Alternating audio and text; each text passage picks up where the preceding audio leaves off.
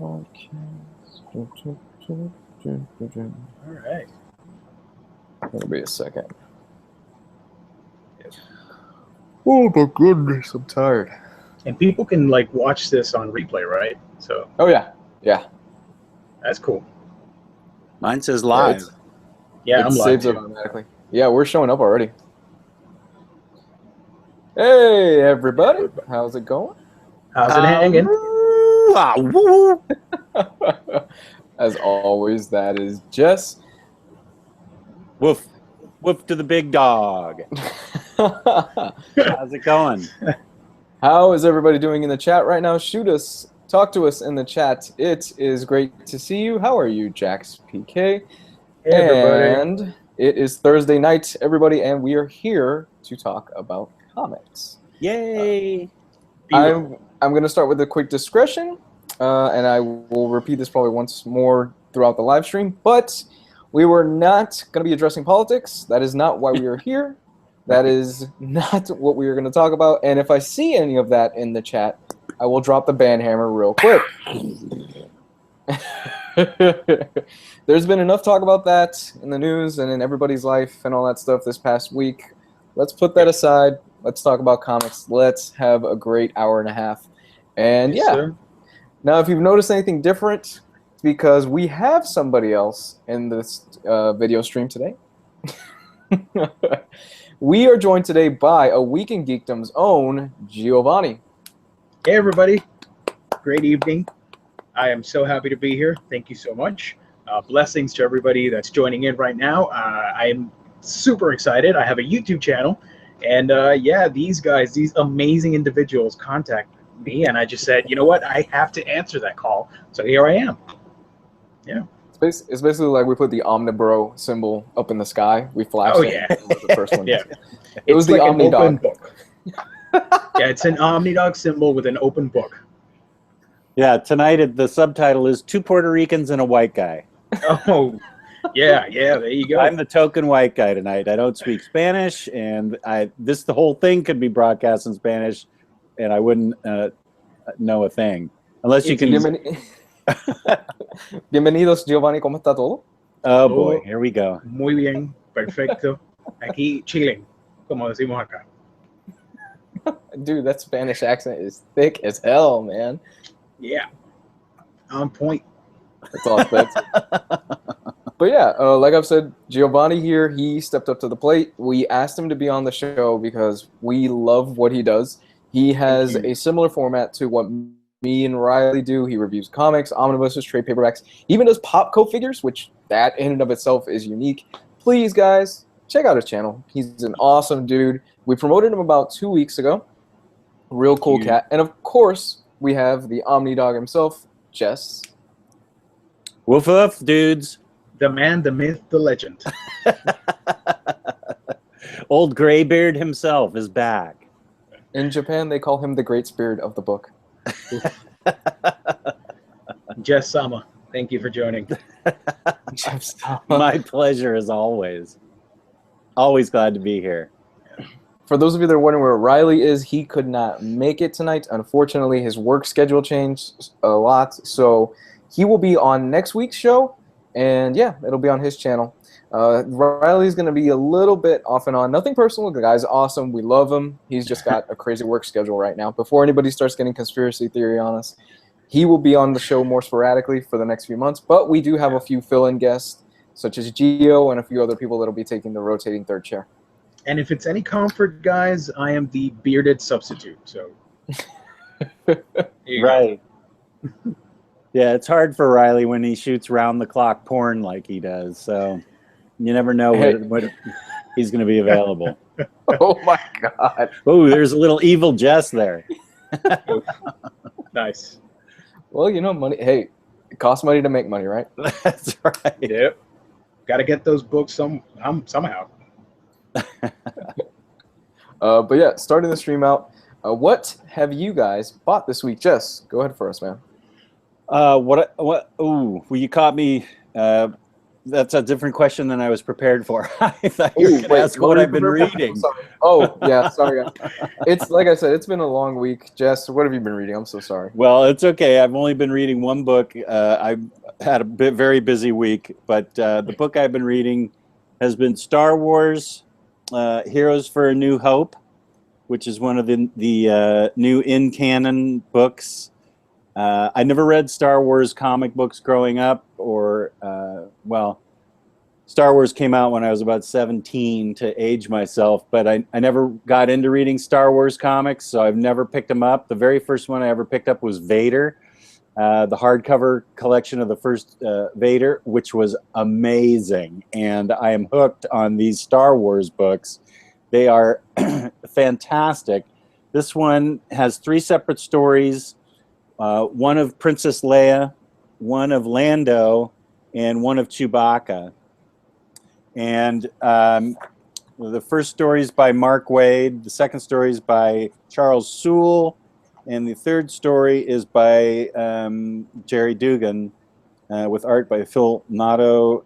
Art is great throughout. The Dodsons do the artwork on the Princess Leia story, which I like the Dodsons' work a lot, so it looks good. And that guy, what's his name? Alex Maleev, who's famous for pretty much everything he does. He does the Lando story, and Lando and Lobot.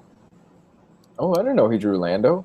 Yeah, and Lobot's in there too. Very interesting relationship, but what I like is that there's an interesting relationship, very tight relationship between Lando and Lobot. Certainly something that you only see him in the movie quietly, and so it's really cool to see that they have a relationship in this. And I won't spoil anything. Anything I say about it, other than it's really great, will ruin it for everybody. But and then the Chewbacca story is also good. It's with good art by Phil Noto. I'm trying to make sure I'm in a little different area tonight than I usually am, so I'm trying to make sure I don't get any glare. But Chewbacca was a good story. Princess Leia was a good story. But the meat of the book is that Lando story, which is freaking fantastic. I thought it was wonderful. So I can highly recommend this book. 2 light, fun pieces with the meat of the sandwich in between of Lando. And he's great in it.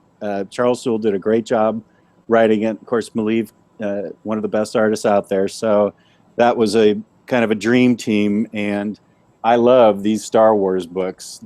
For years, I poo-pooed the idea of ever owning a Star Wars comic, thinking, oh, God, why should I bother when I've got the movies? And these things are great that are coming out of Marvel. Really great. Somebody's asking if it's a 5-issue story per book, like per chunk. I will tell you, I think that it is. Just a second. I can verify that in one. I believe it's 5 issues each. Okay, so that's not too long. No. I've read the Vader series, and it was really good. Like, it started off really slow, but it picks up really well. Yeah, they're 5 issues each. And as usual, if you take the cover off, which I will do now, it's even bitchin' cover. It's got Chewbacca jacking up a stormtrooper. You can see that properly. It's really cool. I'd be better off storing it without the dust jacket, but then I'd have to find a place to find for my dust jackets. And I'm not about to go down that rabbit hole. I have a hard enough problem convincing my wife I need a separate space for my pop boxes and Marvel Legend boxes and boxes for my statues, and so I don't need a separate place for my dust jacket covers. So unfortunately this will get wrapped back up. Does the postman know you personally? Actually, yeah. because I have gone because I am home during the day. My job is I work out of the house. I do greet the postman every time he comes to the door, which is pretty frequently. And the record, he said, he said, I can't do this anymore, was last year when he dropped off a 60-pound box from IST. 60 pounds. I don't know why they sent it all in one, but when I looked at that in the order, I was like, oh, seriously, how's the mailman even going to get that? So he had a hand truck that he wheeled it up to my house, and I'm trying to get it into my house and make sure my wife didn't see it. It was like this big. So, yeah, wow. The mailman does know me. He talks to you like, I want you to know you're responsible for me injuring my back. Yeah, well, I last year we gave him cookies for Christmas, and so I think I may have to do that again this year. That's awesome. See, that's like a really awesome relationship. Right? Yeah. He brings me books, I give him cookies. It works out. Yeah, it's a fair trade. I want cookies. God. Okay, well, I'll send you some cookies. I'll have my sister send you special cookies from Oregon. Oh yeah. Hey, nice. It's legal. Yeah. There you go. So that's all I got to read this week. I did buy a big order that included War of Kings and a few other things, but this is all I got a chance to read. Mm-hmm.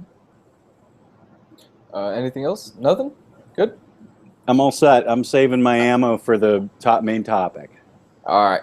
Go ahead, Mr. Gio. Yes. I've only been reading 2 books. I've been busy with work. So recently, the Doctor Strange movie came out, and I'm not going to spoil it for anybody. It was awesome. And I went ahead and started reading my very first Doctor Strange book because I don't have anything on the shelf. So I picked out The Oath from Brian K. Vaughan. Brilliant. And I freaking loved it. It was fantastic. And I got to say, it's going to sound like a travesty, but I'm not a huge fan of Marcos Martin's art at first. But this book really sold me on it. Shut your whore mouth. Shut your pie hole. Like, you got to understand, I was more into like your mainstream main 2 artists. It wasn't until this book where I was like, you know what? Martin's art is actually pretty damn awesome. So yeah, I've been really digging it, and he's great. And yeah, I know I'm a horrible person, but that is the greatest. That is one of the best books ever written, I think, personally. That book. Yeah, and it's such a great read for Doctor Strange beginners. It's on point. Everything you need to know about the character, it's right there. Great story, great art, great everything. I love it. I think Brian really knocked it out of the park with the writing and just making you like Doctor Strange. And if you watch the movie, this takes like there were a couple Easter eggs from this book in that movie, so I thought that was pretty cool. Yeah. That is cool. Have you ever read it, Jess? Have I read The Oath? Yes. Yeah, I love it. It's one of my favorite books. I haven't seen the movie yet. Oh, then you're going to see a lot of Easter eggs from the movie that are pulled from that book. Oh, okay. Yeah. I'll read it. I'll reread. I read it a couple of years ago. I'll reread it. We're seeing it tomorrow, my friend and I. So I'll read it tonight. And I'm also not a whole lot. I just picked Marvel for this week, but I've been reading the Runaways collection because I learned there was they're making a Hulu series. So I was like, it's time I read the Runaways. I've had this book for like 5 months now, and I've been loving it. I'm currently almost finishing up this book, and it's great as well. You're on a BKV kick. Yes, that is true. Nothing wrong with that. Good medicine. Have you read Why the Last Man? Oh yeah, Why the Last Man was one of those books where I read where I was like, there's more for like comic book is not just about cape and cowl stuff. Like that was the first book that taught me like there's a whole world of awesome comics out there that it's not just about superheroes and all that stuff. I really loved Why the Last Man. Yeah, great book. So yeah, that's it. That's all I've been reading. I should be reading more often, but yeah. You and that job of yours. I know. I'm busy. Who needs that? You should just stay home and read comics all day. Don't worry about it. Then I wouldn't get the supplies, the funds for all those books. So It'll work itself out. You can collect unemployment. Yeah, but yeah, that's. How about you, Luis? What did you read? Me, it's been a super crazy week in this house. Like 2 days ago was probably the first time that I was able to actually get into the house for less than 24 hours, just because everything's been nuts and busy. Just, you know the details of that. Sure. But I was able to squeeze in a bit of reading. I got through a few volumes of Ex Machina. Well, not Ex Machina. Of Full Metal Alchemist. Okay. Great read, as always. Let me think. I'm plowing my way through the Doctor Strange Omnibus. I know a lot of you guys out there have been saying, oh, what do you think about Doctor Strange? What do you think about the Omnibus? All that stuff. And I'm like, guys, I just got the book. Give me some time to read. My to-read pile is like about as tall as me at this point and all that other stuff. It's been crazy. That's what happens when you're a popular YouTuber. You have no clue. And I decided for some stupid reason, let me do manga reviews. You know? So I'm adding more to my plate as it is.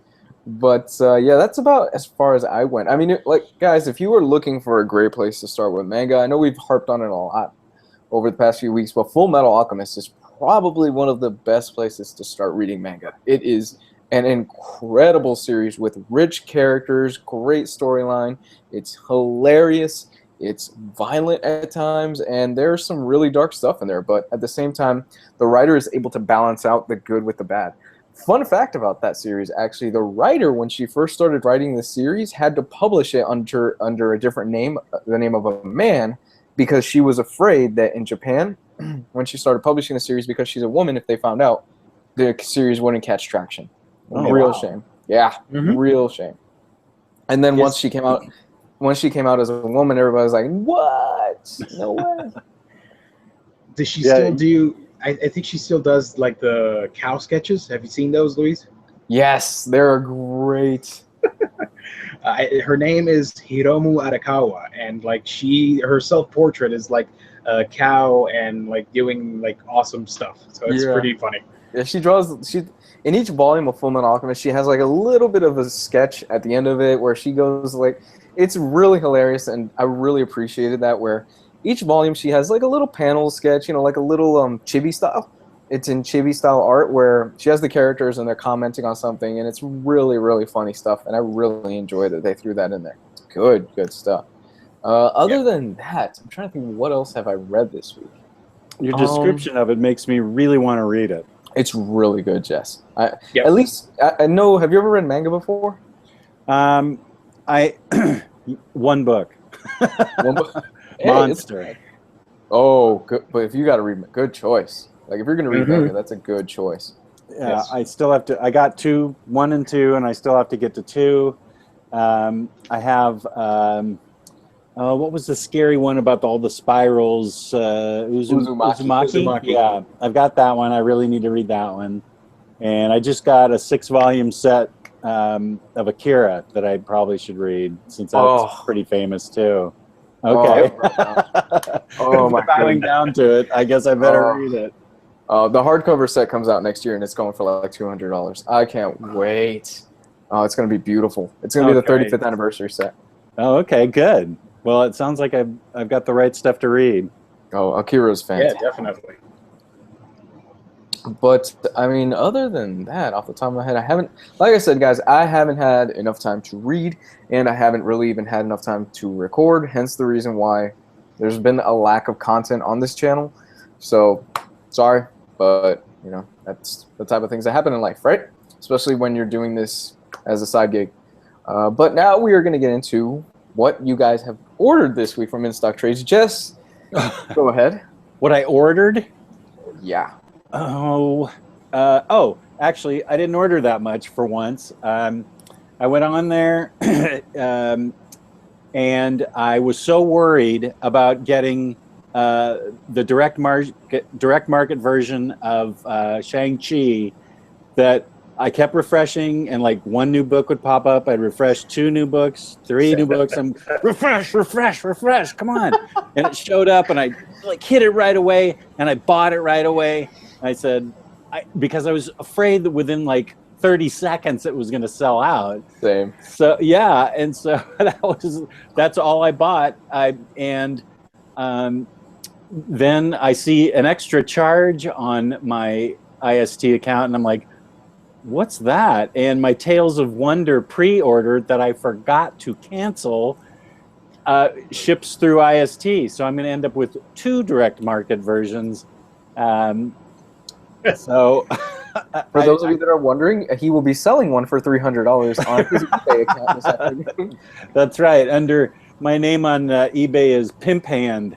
So I got to keep my pimp hand strong on eBay.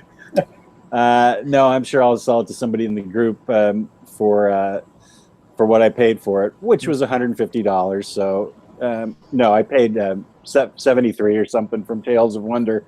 I just forgot, and that's really all I ordered. I'm waiting for the direct market version of Deadly Hands of Kung Fu. That's what I want to get. If it comes out next week or in the next 2 weeks, that's the only other thing I'm jonesing for right now. So you're holding out for the variant cover. I decided I didn't like the variant too much, and I just decided, I'm just gonna actually just pick up the standard cover because I think, me personally, I like it better. Well, then that's what you should go with. Mm-hmm. I like it when it says limit 1 per customer. That makes me want to order it. It could be the ugliest cover in the world, and I'm like, limit? Who the hell are you to limit me? I'm ordering it right now. There were a few people that they snuck in with under the radar with more than 1 copy of Master of Kung Fu this week. Oh, really? Wow. Because if you got it within probably like the first 5 minutes when it was up on the page, they didn't have the limit 1 per customer. Oh. And there was somebody in the other Omnibus group, not going to name names or anything, that apparently he got a few copies, and I'm like, come on, man. Don't be that guy. I have a feeling who that guy is. Yeah. It's like, dude, really? Okay. But, yeah, I mean, I think that was pretty much everybody's pickup this week for the most part. Everybody wanted Deadly Hands and Master of Kung Fu. Those were the 2 big releases that everybody was jonesing for. But, Gio, what did you get, man? Absolutely nothing. No, but this isn't working out so far. Nothing? Let me explain. The show. Channel. Like my channel, I do like movie reviews sometimes, and I highlight Blu-rays and all that stuff. So I got to divide between comic books, Blu-rays, action figures, and all that stuff. So I'm saving up for some Blu-rays that are coming out, some anime series that I really want to pick up this month. And but I did get an in-stock trades order, and I wanted to let everybody know that in-stock trades, it's super slow shipping to Puerto Rico. And literally, I got an order that was 2.5 weeks ago, and it came in like a couple hours ago before, sitting down and recording this. So I can't show you what I got, which was like 2 freaking weeks ago. But yeah, go for it. Some of these you will recognize, Jess. I did get Clean Room. Nice. 1. Love that book. Yeah, you reminded me of it because I had seen a picture of it way back, and I'm like, hey, I forgot about that book. Nice. So yeah, I got that. I got Ghosted #1. Oh, great series. Which, the premise is really interesting, so I'm kind of want to check it out. And I first started reading comic books like for reals in 2008 with Ultimate Spider-Man. And then in 2011, because I was more of an anime manga guy, my best friend said, Flashpoint's coming out, and they're going to reboot the DC universe, so you got to check it out. And this is the perfect starting point. I'm like, all right. So I picked up a few books, and I kept reading and all that stuff. So I didn't know about, like, all the characters, like I, Vampire, for example. Oh, great book. Great book. Really good. Back then, I didn't know about them. I just knew like Batman, Superman, Wonder Woman, all that stuff. So now I'm going back and like picking up all these titles. So I got I, Vampire, Frankenstein, Agent of Shade, Oh yeah, that's Oh. another. Oh, you're making great choices. And Jess, you will remember that I was looking for yeah. this bad boy. Oh, so good. Out of print. Yes, Where'd you end up It getting it? is? Demon Knights is out of It's- print? Number one. It's out of print. Yeah. Oh, The first one is. First volume's out of print. I ended up finding it on eBay. I think it was for like 18 or 19 bucks. And Oh, this good. is 15. So I only paid like a Yeah, couple extra bucks. that's great. What a So, great book. Yeah. Let's see what else. My favorite DC superhero, I had to get the Aquaman Celebration book, which is fantastic. Oh, the 75-year thing? I need to Yes, get it's- that. Yeah. I'm really itching to read this and review it eventually. And you guys mentioned it, and I had to get it. It's Superman American Alien. Thumbs up. 2 paws up. And I'm going to show you guys one of, well, I think everybody's favorite. I'm talking Goon. Yep. This is volume 3. I think I bought volume 2 when it came out, and then I just said, you know what? I'm not going to read it right now, so I forgot about volume 3, and I was like, I need to get on that. I got that. And my last purchase is Deadly Class Deluxe Edition. Sir, bravo. Yeah, quality haul.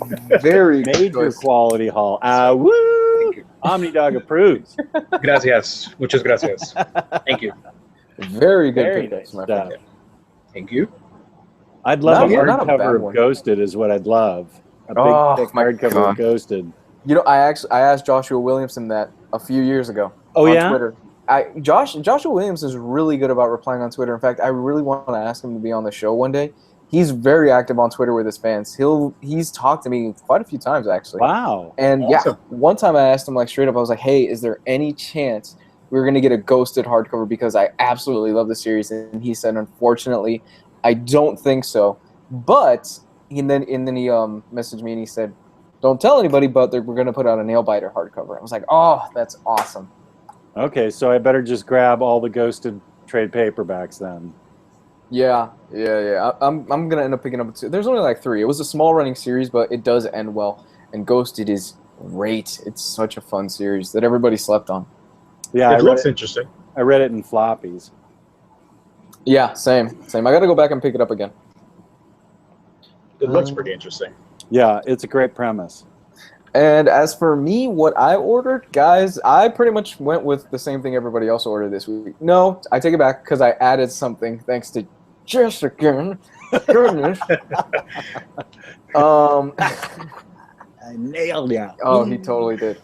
So I added Deadly Hands of Kung Fu, and I added Master of Kung Fu Omnibus Volume 2 like everybody else. And I was refreshing the page like a freak at 3 o'clock. I'm like, where is it? Where is it? Where is it? Where is it? It's going to show up. Yep. And then when it did show up, within 5 minutes, I already had the order placed. By the way, that sucks for... I know there were a couple of people in the Facebook group that they wanted to order it, and by 8 o'clock, it was... Master of Kung Fu was already gone. I'm surprised it lasted that long. I had it pegged for about 5, 6 o'clock at the most. Yeah, I thought it would last for about 3 hours. So it was like the Spider-Man debacle with the second Omni? Not all the way through, because we knew there was going to be another set of books coming out for the Spider-Man debacle. Oh, this is gone. okay. Like, if you didn't get it within the first 3 hours, you're out of luck. Or you could go to Cheap Graphic Novels and pay cover for it. Yikes. Oh, is it back down to cover? 'Cause Was it up above to- cover? Yeah, they were selling it for 150 at one point. Fuck that. What did you buy that I hooked you on? Oh, man. Okay, so discussing this week's topic, and I don't want to give anything away, but I talked to Jess, and he was like, man, I got the Calvin and Hobbes collection, and then I was like, oh my God, you bastard. I've been thinking about getting it for a long time, and it slipped my mind. So I now have the Calvin and Hobbes collection arriving tomorrow. Nice. I've been dying to get it, because as a kid, I remember sitting down and popping open the Calvin and Hobbes newspaper strips and just reading them obsessively over and over again. I would look forward to reading Calvin and Hobbes because they would do reprints of the material in the Sunday newspaper. Like, they take the old strips and put them in there. I had to get it, honestly. It's one of those series that is timeless. Calvin and Hobbes is brilliant. Yeah. To add on to that, because of Manga Mondays, and I left the book I was going to review this weekend at work, I had to get a replacement book, so I ordered the first volume of One Punch Man. Oh, Riley really likes that, right? Yeah, so that'll be the review I do on Monday instead of Tokyo Ghoul. Tokyo Ghoul will be next week. So, oh, that's a good book. Yeah. So that's about it for me as far as I go. So right now, guys, we are going to get into the main topic. I'm going to warn you already at hand. I did warn you guys at the beginning of the chat, but there's a lot more people in here. We are not discussing politics. We're not going to talk about any of that stuff. And, leave that junk out the door. This is about comics. We enjoy comics. And the whole reason this topic came up was because there's a lot of things going on in the world right now, and a lot of people are angry, a lot of people are scared, and a lot of people aren't, having a good week. So we decided, let's talk about comics that are uplifting. Comics that no matter what you're going through, no matter what situation you are in life or anything like that, you could pop it open, it'll make you laugh, it'll make you have a good time, and, you'll just enjoy it genuinely. So I'm going to actually throw this one to Gio to start real quick with us. All right, yeah. Before we started streaming, I had lost one of the books, but I found it, and it's going to be an oddball choice, but I went with it. One of my favorite books that's sort of like a motivator for me is Breath of Bones. Oh, I've seen that. A Tale of the Golem, and it's written by Steve Niles, and it's just fantastic. It's a really short story, basically set in World War II. This European town, and if I remember correctly, this German pilot, this British pilot, I think it was, crashes into a small town, and the Germans are they're going right in there, and they want to find this pilot, and everybody in the town is like, well, either we give them to the Germans or we get the hell out of here because we don't want none of that. So yeah, there's this legend inside the town that if you build or if you construct this golem or something, it'll come to life and protect the town and everything. So we see the story through the eyes of our protagonist, which is a small child, and how his grandfather is telling him, your dad went away to war. I don't know if he's going to come back or not, but he's giving him hope through these tales. And I don't want to spoil it because to me, it was a very special moment when these two characters are having this conversation about this creature and all that stuff. And you just see the progression of this character through such horrific events as World War II. But building this supposed golem and protecting the town and all that stuff. Sometimes, I think the main message I got from it is that you need to stay strong. No matter what happens, there's good worth fighting for, right?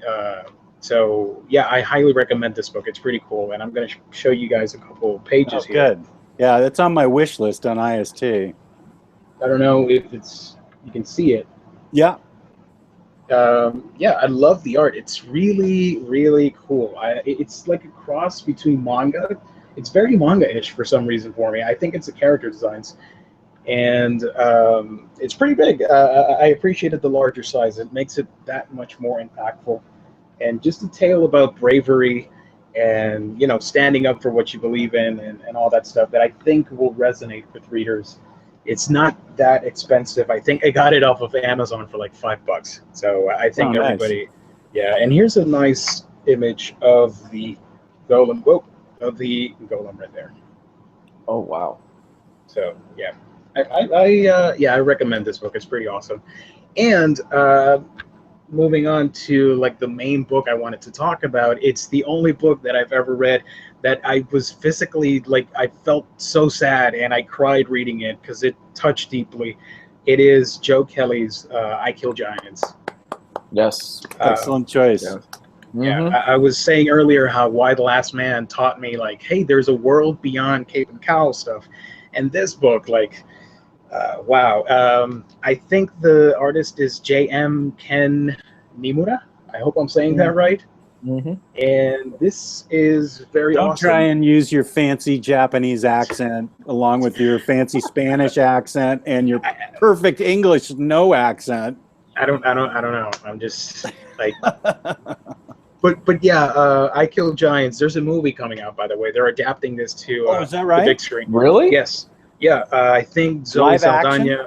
It's a live action movie. I think Zoe Saldana is going to be in it, and somebody else I'm forgetting. Oh wow. But yeah, If anybody's curious about this, I Kill Giants basically is a story about a really sweet story about this girl that is supposedly seeing all these mythical creatures and giants and all that stuff, and she has this very specific mission that she's going to stop these giants from invading her town, which I think it's like it reminded me of like Seattle for some reason or something like that. Very grungy looking place where with the bay and all that stuff. And something's happening to this girl that she is a sort of like a misfit. She doesn't fit in her classroom. The kids think she's weird. Like she's not talking to everybody. She's in her own mind, in her own world, and all that stuff. So it hit close to home because not everybody, especially us, growing up really nerdy and stuff, we weren't always like the popular kids and all that stuff. In my example, I studied 13 years in a private Catholic school, and while I got along with everybody, most of the time I just kept to myself, and I could see myself in the character and these supposed giants and all that stuff. There's a plot twist which is really fantastic, which I'm not going to spoil obviously, but when it happens it just hits you like you just can't. I mean, I can't even describe the emotions I felt reading it, because I was like, yeah, it's pretty overwhelming, and I think everybody will like it. Will find something to you associate yourselves with these characters. You get into their heads, and I think this is a fantastic book. And I just wanted to show real quick. There's a quote at the start of the book from the author that, to me, it just sends like the chills and the goosebumps. And it says, "To those fighting their own giants, you're stronger than you think." Oh, that hits me in the feels every I forgot single about that. So yeah, I just said like I'm in for something special here, and I think it's a must-read for everybody. If you're a fan of good stories, I don't know if you're into the whole manga-ish look, but give it a shot. You'll be surprised. It's pretty awesome. So, yeah, guys, I Kill Giants just on story alone. I know a lot of you guys know how my rating system goes, but I Kill Giants on story alone, I'd give it a perfect. It is one of those books that is, it definitely kind of transcends the medium in the sense that it's brilliant. It really is brilliant. It's on every single level, artistically, story-wise.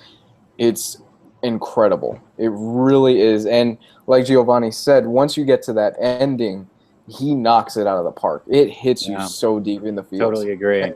And if you've ever been, like most of us, if you've ever been somebody that's felt ostracized or felt, maybe a little bit weird or not into the crowd or anything, I Kill Giants is the book for you. Yep, definitely. I highly recommend it. I think it should be a must-read if you're an avid comic book collector, in my opinion. So, yeah, that's my recommendation. It's required reading material for me. I mean, you're going to cry, but you're going to feel good about yourself afterwards. So, there you go. In the end, it's really uplifting, I promise. Yes. So, yeah, those are my two picks, Breath of Bones and I Kill Giants. Mr. Omnidog, what you got for us? I have 35 picks to make up for Gio's only 2 picks. All right, we're going to be here a while. I'm camping. I'm putting some coffee now.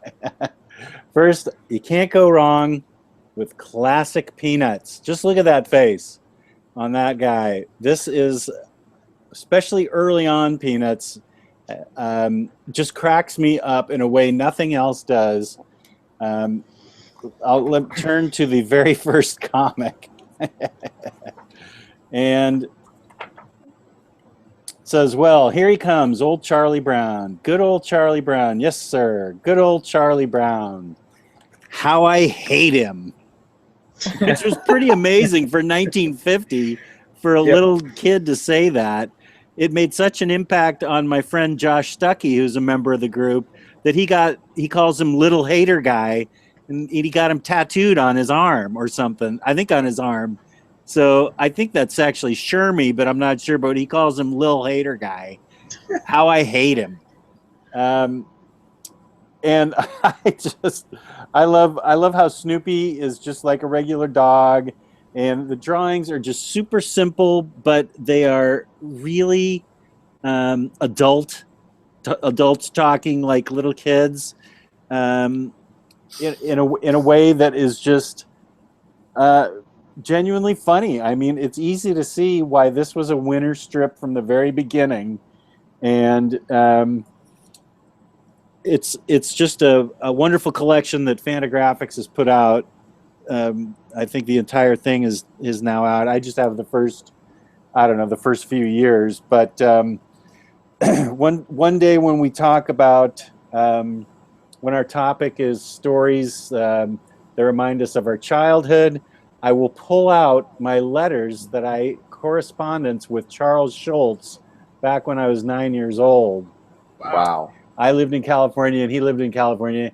He actually wrote me back when I would send him fan letters back in like 1968. Awesome. So I'll pull those out when we have some kind of nostalgia show. It's really awesome. I know, it's really incredible. You guys should do a Throwback Thursday show and then show it. Okay, that's up to Luis and Riley, but it's fine with me. Not a bad idea. The second Uplifting series, I've talked about this for now 3 weeks in a row. Pay attention to me when I say something 3 weeks in a row. It's a good book. It's uplifting and fun and lots of fun. Giant Days, 3 volumes. All of them are great. I get a big kick out of this book. Of course, the comic book guru, Matthew Sibley, is the one that recommended it to me, and 3 girls at university going through their trials and tribulations. Lot of fun, lot of interesting shenanigans going on in this book. The girls always get themselves in some kind of jam, but it's adult stuff. It's not, well, I don't mean adult X-rated, but I mean it's grown-up stuff, and it's well written, and the art is just perfect for it. I think it's really fluid and dynamic and fun and really well colored. I think, as you can tell by this page, I really like how the colors pop on this book. And so I recommend, if you're down in the dumps, or even if you're not down in the dumps, you should be reading Giant Days. And I don't have a rating system. Apparently you do, Luis. I hadn't twigged to that. So I say Giant Days is a lot of fun. That's my score on it. It's really fun. It's good enough. Okay. And then nothing lifts me up. Well, yeah, one more. I've got 2 more books, but I get a huge kick out of Deadpool. Nice. And you can't go wrong, in my mind, pretty much with almost any Deadpool. I know that some Deadpool authors are more popular than others. This is the current run of Deadpool by Posehn and Dugan. How do you say his name? Posehn? Posehn? Yeah. Yeah. And I don't know. I think I love Posehn and Dugan, and I love the artwork. I love it's just funny as heck to me. And that looks like it's Doctor Strange in there. There you go. But yeah, and this is just the first volume of Deadpool, the current run. Well, the Marvel Now run. That first volume is great. Yeah, I really like the whole series. And then a lot of people didn't like the first minibus. I did, but the second minibus is really great because it involves time travel and killing people in the past and giant robots and X-Force and all kinds of mayhem that Deadpool creates because he's been hired to go back in time. And in some of these stories, he meets up with Cable in some of these stories. They create a Battle World story called Deadpool's Secret Wars, when it was actually he that got the symbiote suit, I believe. I read this book a while ago. I think. Wait, Deadpool's Secret Wars. I think, didn't he get? I'm flaking now, but maybe he didn't. I can't remember now. Yeah. He gets the symbiote suit, but it's like a Deadpool suit, and it's like they call it Deadpool Secret Wars, and it's really funny.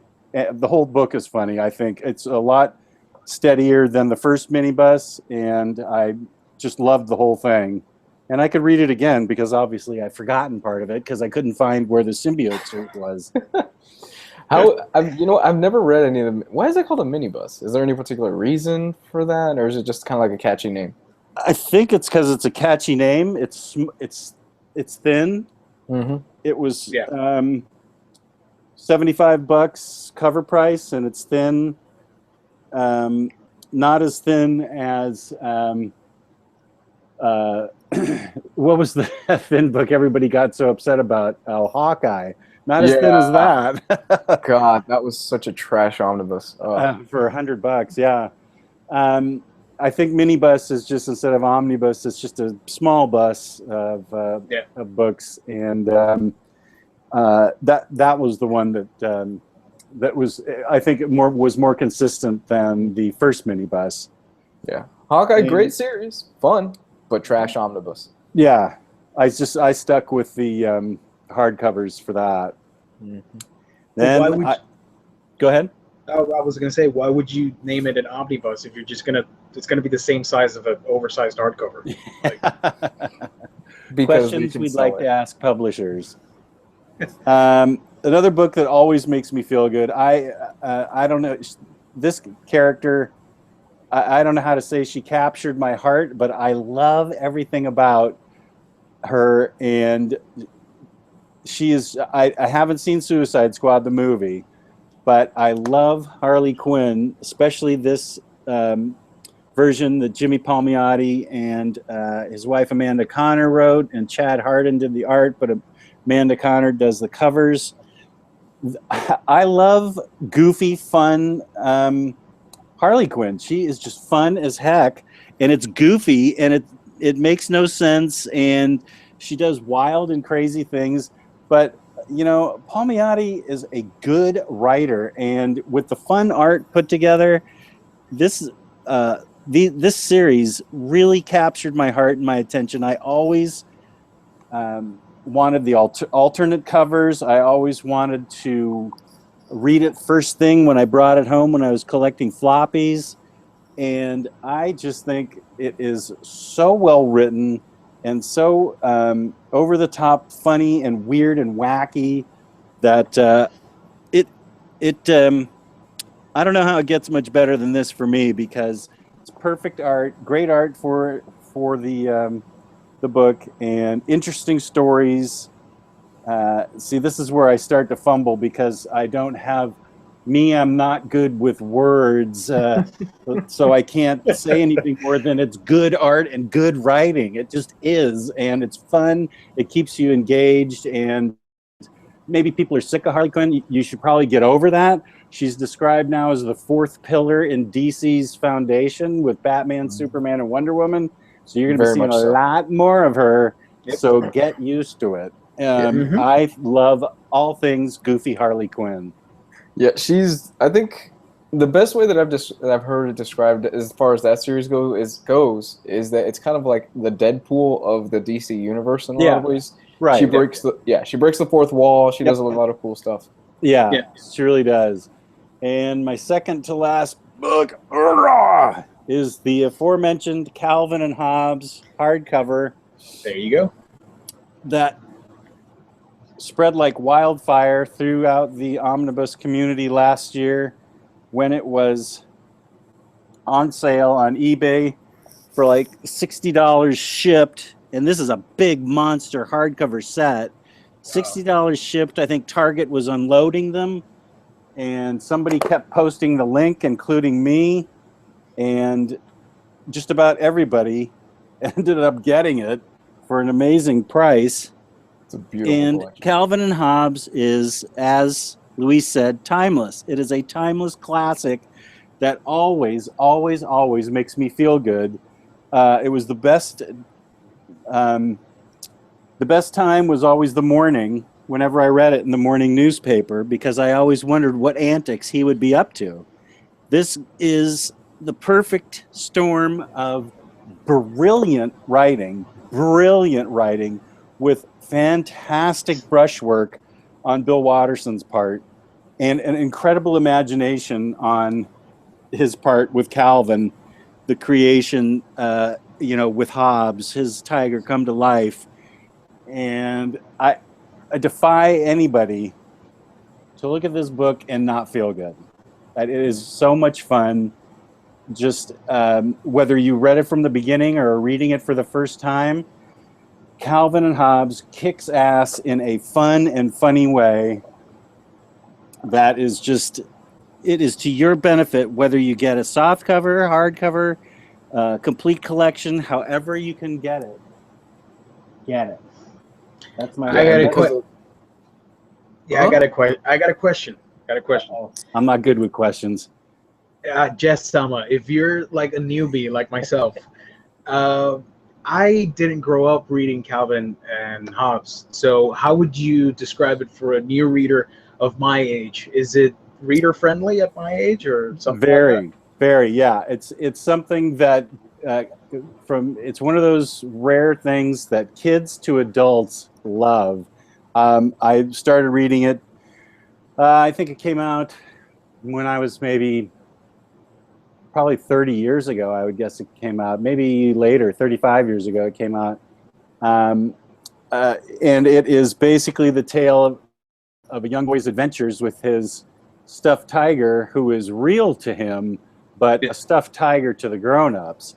But they get into amazing and fun adventures all the time. He's a spaceman. He's a cave hunter, caveman. He's a spaceman. He could be a sheriff. I'm just laughing, looking at Hobbes. They're getting ready to go to Susie's birthday party, and oh, sorry, am I on the air? Yeah. Okay. So I don't know. It's just it's very reader friendly. You'll get a giant kick out of it from the very first strip. The very first strip will just capture your heart and your imagination, and you will feel good all of the time. Because here's a perfect one where Calvin and Hobbes, he has a transmogrifier, and he goes in there to get transmogrified into a tiger, and he just comes out as a smaller little Hobbes, stuffed Hobbes. And oh my God, the cuteness Yeah. on that is so much. So, That's pretty cool. I may sign off right now and go read Calvin and Hobbes. That is so fun to read that. And I have one more book. So is like that the best version to get for Calvin and Hobbes? You could probably you do just as well to get the soft cover off of Amazon or eBay, as Luis did. We just got lucky. The number of us, when it went through the group, that got the hardcover edition for a reasonable price. Plus, the key is free shipping, because this thing weighs a beastly amount. It is very heavy. If it's hardcover, even if it's paperback, I mean, that's a good deal to get free shipping from Amazon or wherever you want to get it. Mm-hmm. But yeah, I would say either the paperback complete collection or the hardback, either one you can't go wrong with. It will enthrall and delight you. You will be you'll wonder how you lived without it. Your life will be better for it. I'm going to add it to the list then. Yeah, you will definitely be happy once you have it in your life. And here's a book that I've never talked about before, and you may be surprised. Irredeemable. Here's Jess's weekly segment, Irredeemable. That's right. We don't have, goddamn it, Greg Land this week. We have Jess is in love with Irredeemable. Oh, no, we're signing out with goddamn it, Greg Land. Okay.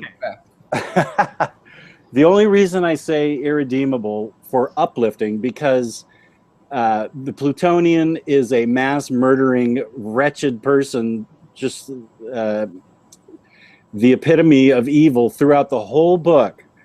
But the ending of this book is the most uplifting, wonderful, creative, fun ending of a book that I've ever read, and it's always stuck with me no matter what. This book has a fabulous ending. So you got to read through a lot of slime and grime to get to this wonderful, uplifting. Yeah, I could see Louise shaking his head. Yes. Yeah. Plutonium kills a kid in the first 3 panels. Yeah.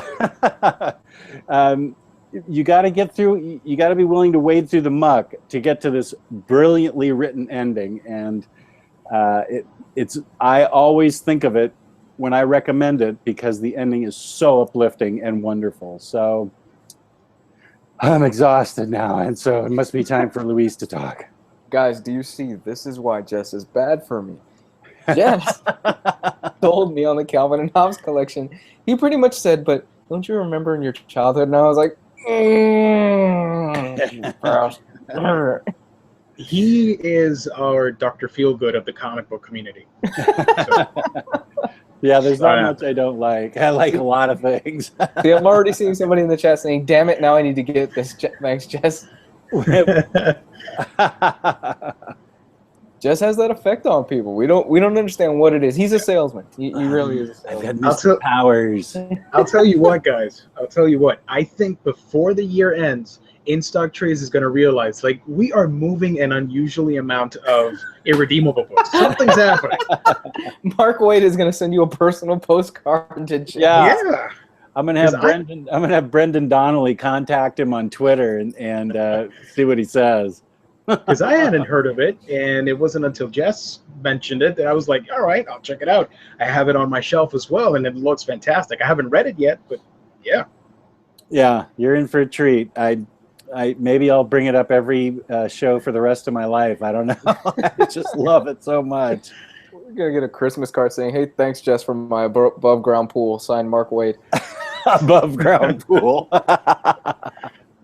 And the koi fish pond right next to it. Right. You bet. Oh my goodness. No, Irredeemable really is that good. But I'm going through it right now. And I gotta be honest, Jess. Yeah, I'm being completely honest. I don't know how the hell the book turns out to be positive and uplifting, because every single issue, it ends like on one of the most down and sour notes I think I've ever read. Now, I'm not questioning it because I still haven't gotten to the ending, and I'm waiting for the nice little hardcover editions that they're putting out right now. But I don't see how they're going to pull it off, man. It's an amazing ending that I never saw coming, and I wondered the same thing myself. I wondered how the book was going to end, and my jaw just dropped when I read the final page. It was just astonishing. So that's all I can say is good things come to those who wait, and you will be very happy. All right. Hey, I will happily take your word for it. And I really do hope that it turns out uplifting, because right now I'm reading it and going, oh my God. Yeah. Where does this turn? It's pretty brutal. It is pretty brutal. Yeah, no question. Now, I think I've asked you this before, but can you read Incorruptible without it? I mean, Irredeemable without Incorruptible? Do they? Yeah. You can read them together. You can read them separately. At one point they cross over, but you don't need to have them both. I read Irredeemable first, and then I read Incorruptible, and it was fine. I had no problem whatsoever. They do a good job of working the Incorruptible character into it. So you can do whatever you want. I read them separately, and I was fine. How did you feel about Incorruptible? Because I know you talk about Irredeemable a lot, but I haven't heard you mention Incorruptible. I liked Incorruptible a lot, but I think because I read Irredeemable first and was so blown away by it, I think that Incorruptible just was a very, very good comic, but Incorruptible set the bar almost impossibly high to me for any other book. So I totally recommend Incorruptible. It's well written and has lots of good twists and turns itself. But as far as, is it as good as Irredeemable? I mean, nothing is as good as Irredeemable in my opinion, but you could read it alongside it and you'd be happy, or read it afterwards. I think you had one more? No, I think that's it. Usagi Yojimbo? Is this what you're referring to? There it is, yeah. This was at the suggestion of everyone's favorite bastard, Ryan Sace. This is Usagi Yojimbo. This is just the first one. But I don't know in your rating system, Luis, if you have masterpiece, but in Jess's system, this is a masterpiece. It's anthropomorphic. Got it. With yeah, I know I have trouble saying that. So animals in human style situations. Warrior rabbit, I believe, is what Yazagi is known as. Just an amazing storytelling experience with fabulous black and white art that is lovingly rendered by Stan Sakai, and the book always makes me feel at least uplifted and that there's hope for humanity. So I really can't stress enough how much it's something. There's always some evil guy that gets it. Yazagi usually knows what he's doing, and I would just say it's a wonderful experience to actually see these characters practically come to life, and very uplifting. Here I go again. Well written, well drawn. I don't know how else to tell you guys this, but I mean that I think it's penmanship, and or maybe there's some brushwork going on too, but it's really some of the best stuff you're ever going to read, and it always ends with you. As Ryan would say, it leaves you feeling uplifted with hope for humanity.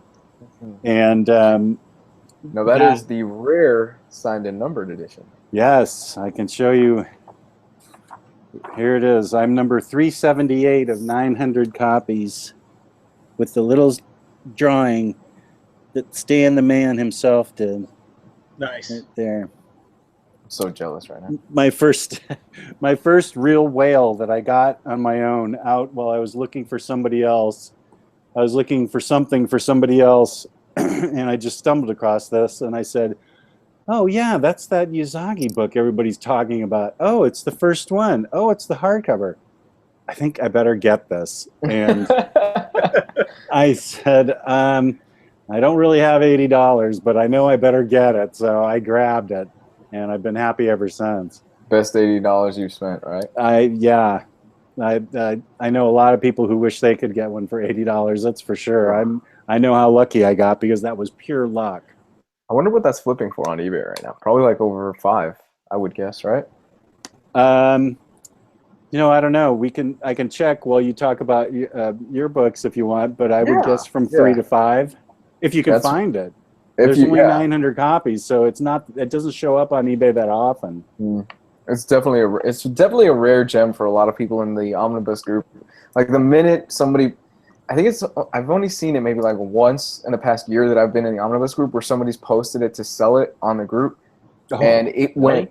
Yeah, it was gone like that. It was gone within like a few seconds. I don't even remember that. Somebody sold number 1 on the group for cover? I swear I've seen it in the group once. Or maybe I was dreaming, but I swear I have seen it in the group once. I think somebody was like clearing out their entire collection, and then they posted it up, and they were trying to get some extra cash out of it. But I swear I've seen it. Wow, that's amazing. So what was the cover price for it? Well, if they sold it for cover, it was $80. Oh, okay. Yeah. It has to be for cover in the Facebook group. You cannot sell above cover. So somebody really lucked out on that one. Yeah, I'd be interested to know if someone would step forward and share if they're the ones that got it, because I have been a member since almost the first day, and I don't remember that. I would love to know more about that story. And hey, if I was going to say, if everybody's interested in Usagi, I've got the softcover edition, so you don't have to get all crazy because you can't find that super awesome extra special edition. So this one's pretty good. His is oversized. Mine is just like regular size. That's an oversized, so it's even better in some ways than mine. See, it's bigger. Now, two questions. Does that one have more content? The trade paperback version. I think they're the same. I'm not too sure about that. Think so Okay. too. Let me check real quick. But I think it's pretty much the same. Just the one's hardcover, the other one's soft. Is this the last panel? Let me check. Da-da-da-da-da-da. We need filler music while we look.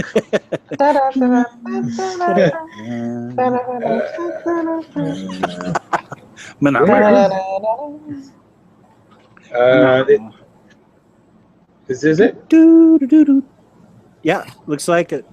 Yep. Yeah. People are saying in the chat it's the same deal. So you can get the same thing. How much is that retailing for, Gio? This is $24.99, but I think I bought it for like 18 or 19. Oh, so it's a good deal. Yeah, it's a real good deal. Yeah. And my second question is Yosagi done yet? I think not. Right? I don't think so either. I just got volume 7 maybe last month. Yeah, I'm a noob to Yosagi. I've never read anything. Yeah, I obviously haven't gotten up to volume 7 yet. Ryan Sace reads more in a day than I can in a week, so he burns through them all. I don't think it's near its.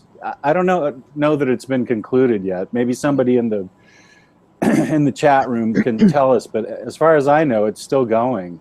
Yeah, everybody's saying right now that it's definitely an ongoing series. So yeah, that's what I thought. Okay. I want it. I want it. It looks so good, but there's so many things that I want and not enough money and time. Yep. You're young still. It's good for you. You'll be able to get things slowly and acquire them as you should, not all at once as a youngster. But as far as I go, for books that are uplifting, I'm going to start with Miss Marvel. Brilliant. Yes, absolutely brilliant, especially in our current society and things that have been going on the past few days and everything. Miss Marvel is absolutely a must-read, must-acquire book. If you are a fan of uplifting superheroes, if you are a fan of characters that are sort of like that Peter Parker role model where they're fun, they're going through life, they're just experiencing high school, this is the way to go. I absolutely love this series. Look, I'm going to actually spoil my own review on this channel because I was going to do a review on this. I think it's either going up next week or the week after, but hands down, I give this a perfect. Out of all of my score for those of you that don't know goes a pass, borrow, buy, perfect. With perfect being something that is really special. It's really a gem that I recommend. It's not, it doesn't necessarily mean that the book is perfect because nothing's really perfect. But it's one of those series that you should absolutely stop what you're doing, stop what you're reading, and pick up. Miss Marvel is that series. For those of you that don't know about Miss Marvel, it centers around a Muslim character named Kamala Khan. And for a group of people, especially, like I said, this past week, not getting into too much, that feel underrepresented, that feel really scared with the future of what's going on right now in the world, this is the book you should be reading if you are a teenager or if you're a kid that's coming up and you are of Muslim faith or if you're even a minority. Miss Marvel is absolutely that series, and it centers around Kamala Khan, and what she is that she is an Inhuman. She goes out one night when her parents tell her, don't go out, this is not a great idea, and she goes to a party. She is soon exposed to the Terrigen Mist, and she goes through Terrigenesis. She comes out, she discovers she has superpowers. She has to find out how to balance out her daily life. It's kind of like Peter Parker. Has to find out how to balance her daily life while being a Muslim and living in the United States. It is a brilliant book. It is a great examination of a group of people that, like I've already said, at this point in time probably feel really underrepresented, and it could not have come out at a perfect time. I love this omnibus, and the art on it is beautiful. Gio, I believe you've mentioned Runaways this week. The actual artist for Runaways is the one that does a lot of the art in here, and it's stunning. Absolutely stunning. And in fact, I'm going to take off the it's a great dust jacket sleeve. so you can see that. So check that out. It's the big old fists.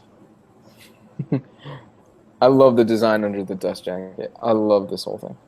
I think like she is the Peter Parker of this generation, in my opinion. Absolutely. I 100% absolutely agree with that. Where Peter Parker has kind of gone off his own way, you know, he's got the Parker Foundation, you know, he had a family for a while until, you know, that whole mess. But Kamala Khan, Kamala Khan is definitely the kid of this generation. She writes fan fiction. She plays video games. She is somebody that this generation can look up to. And G. Willow Wilson, who is Muslim as well, who is a believer in the Islamic faith, is an amazing writer, and she absolutely crushes it. Absolutely. It is a brilliant series, guys. Let me pull up a few panels so you can see the art. Yeah. I love the art in this series. Right there. Plus, she's a funny character. She's fun. She's not stale in any way. I think she's a great addition to the Marvel pantheon, in my opinion.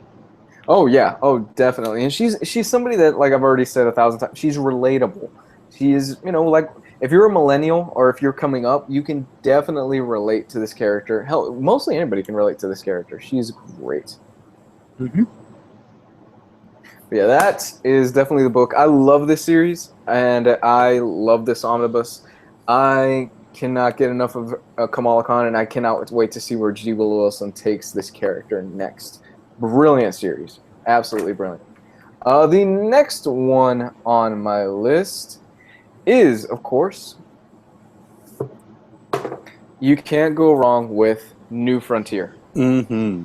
Otherwise known as Darwin Cook's magnum opus. New Frontier is, again, another perfect. New Frontier is absolutely brilliant in execution, in drawing, in storytelling. It is incredible stuff. If you are tired of the typical superhero story, if you're tired of villains, you know, just if you're tired of basically superheroes fighting superheroes, I'm looking at you, Civil War 2. And cliche stories, yeah. Shit. I'm being honest. I'm sorry, guys. The story is shit. Civil War 2 is garbage.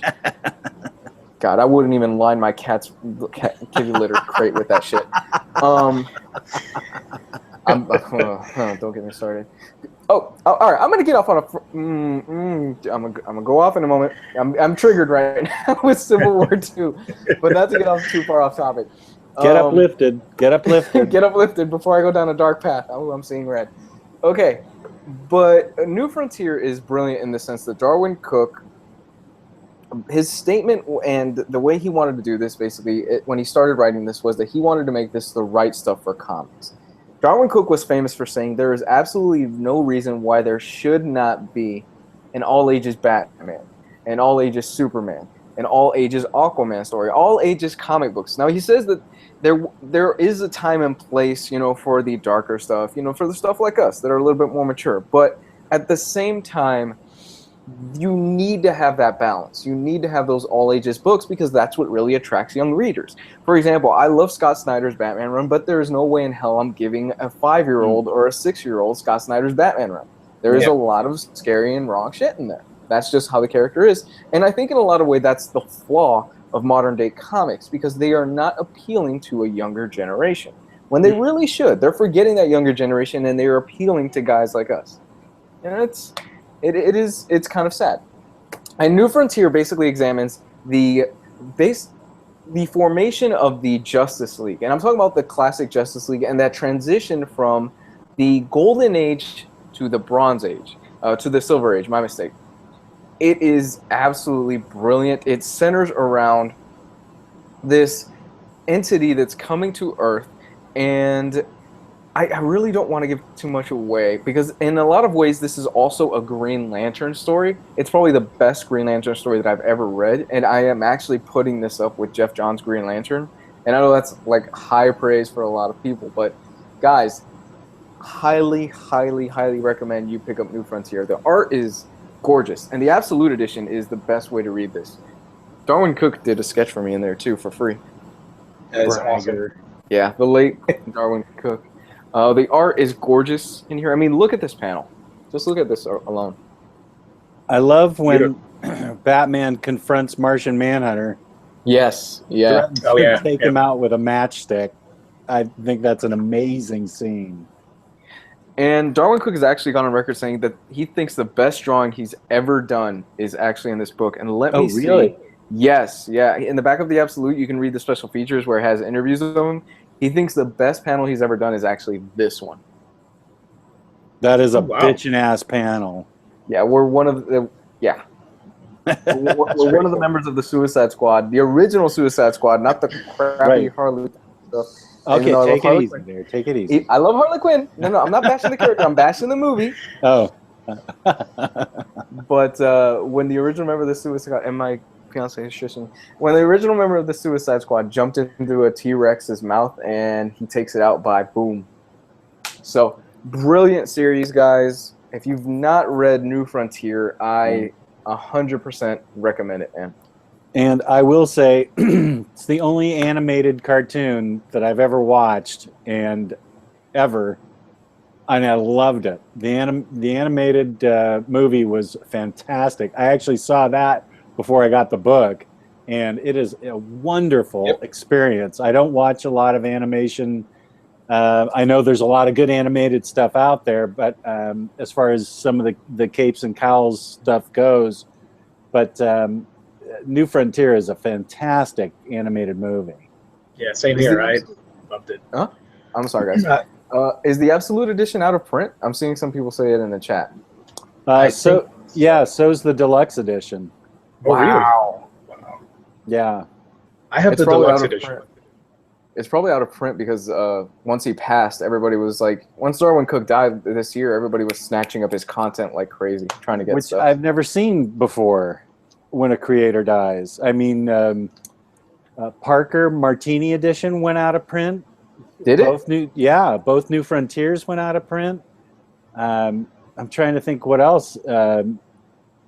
I know those things went out of print right when he passed, which I think is really interesting. I've never seen that happen before with a creator, where their stuff just goes out of print. I don't imagine DC and IDW will let those books stay out of print for long, but I've never seen that happen before. Yeah, Cook was one of those guys that I think he wasn't necessarily as appreciated as he is now after his death, because a lot of people are going back and looking through his work and going, holy shit, this guy is brilliant. I know a lot of people personally that once he passed, I was like, look, you guys have to read New Frontier. And they come back and they message me going, oh my God, I missed out because Cook was at a convention and I never got a chance to speak with him. Yeah. Oh, if you ever got a chance to speak with Cook, I met him 3 times at a convention. One of the nicest guys at a con that I've ever met. Absolutely great guy. Really, really great. Really down to earth, really humble. And he would sit there and talk to you for like a good 5 minutes. Awesome, awesome guy. As opposed to some other creators. Neil Adams. Yeah, I've heard stories about Neil Adams. Same here. Yeah, I've heard he can be a bit of an ass. But yeah.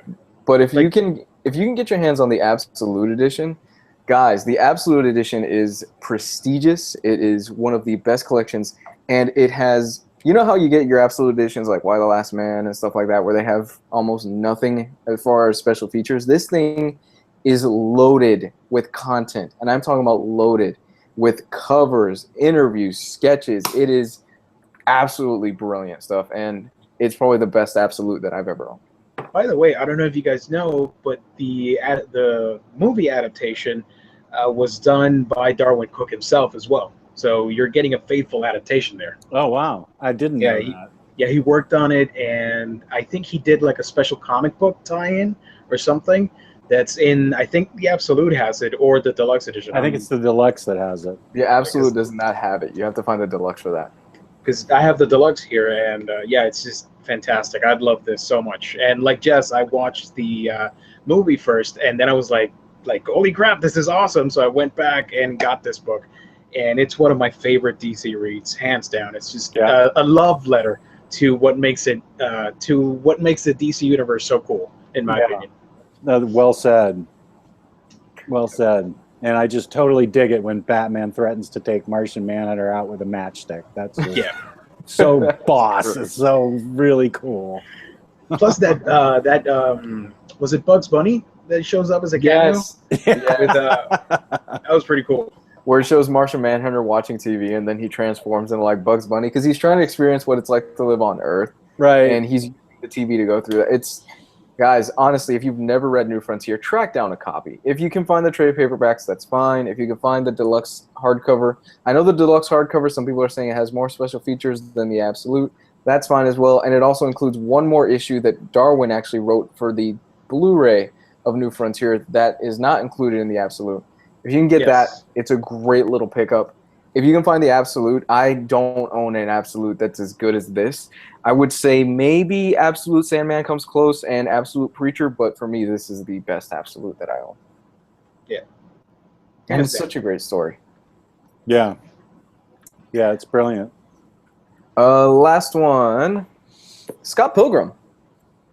How can you go wrong with Scott Pilgrim? Scott Pilgrim is a super fun series that if you are a millennial, you can absolutely relate to this.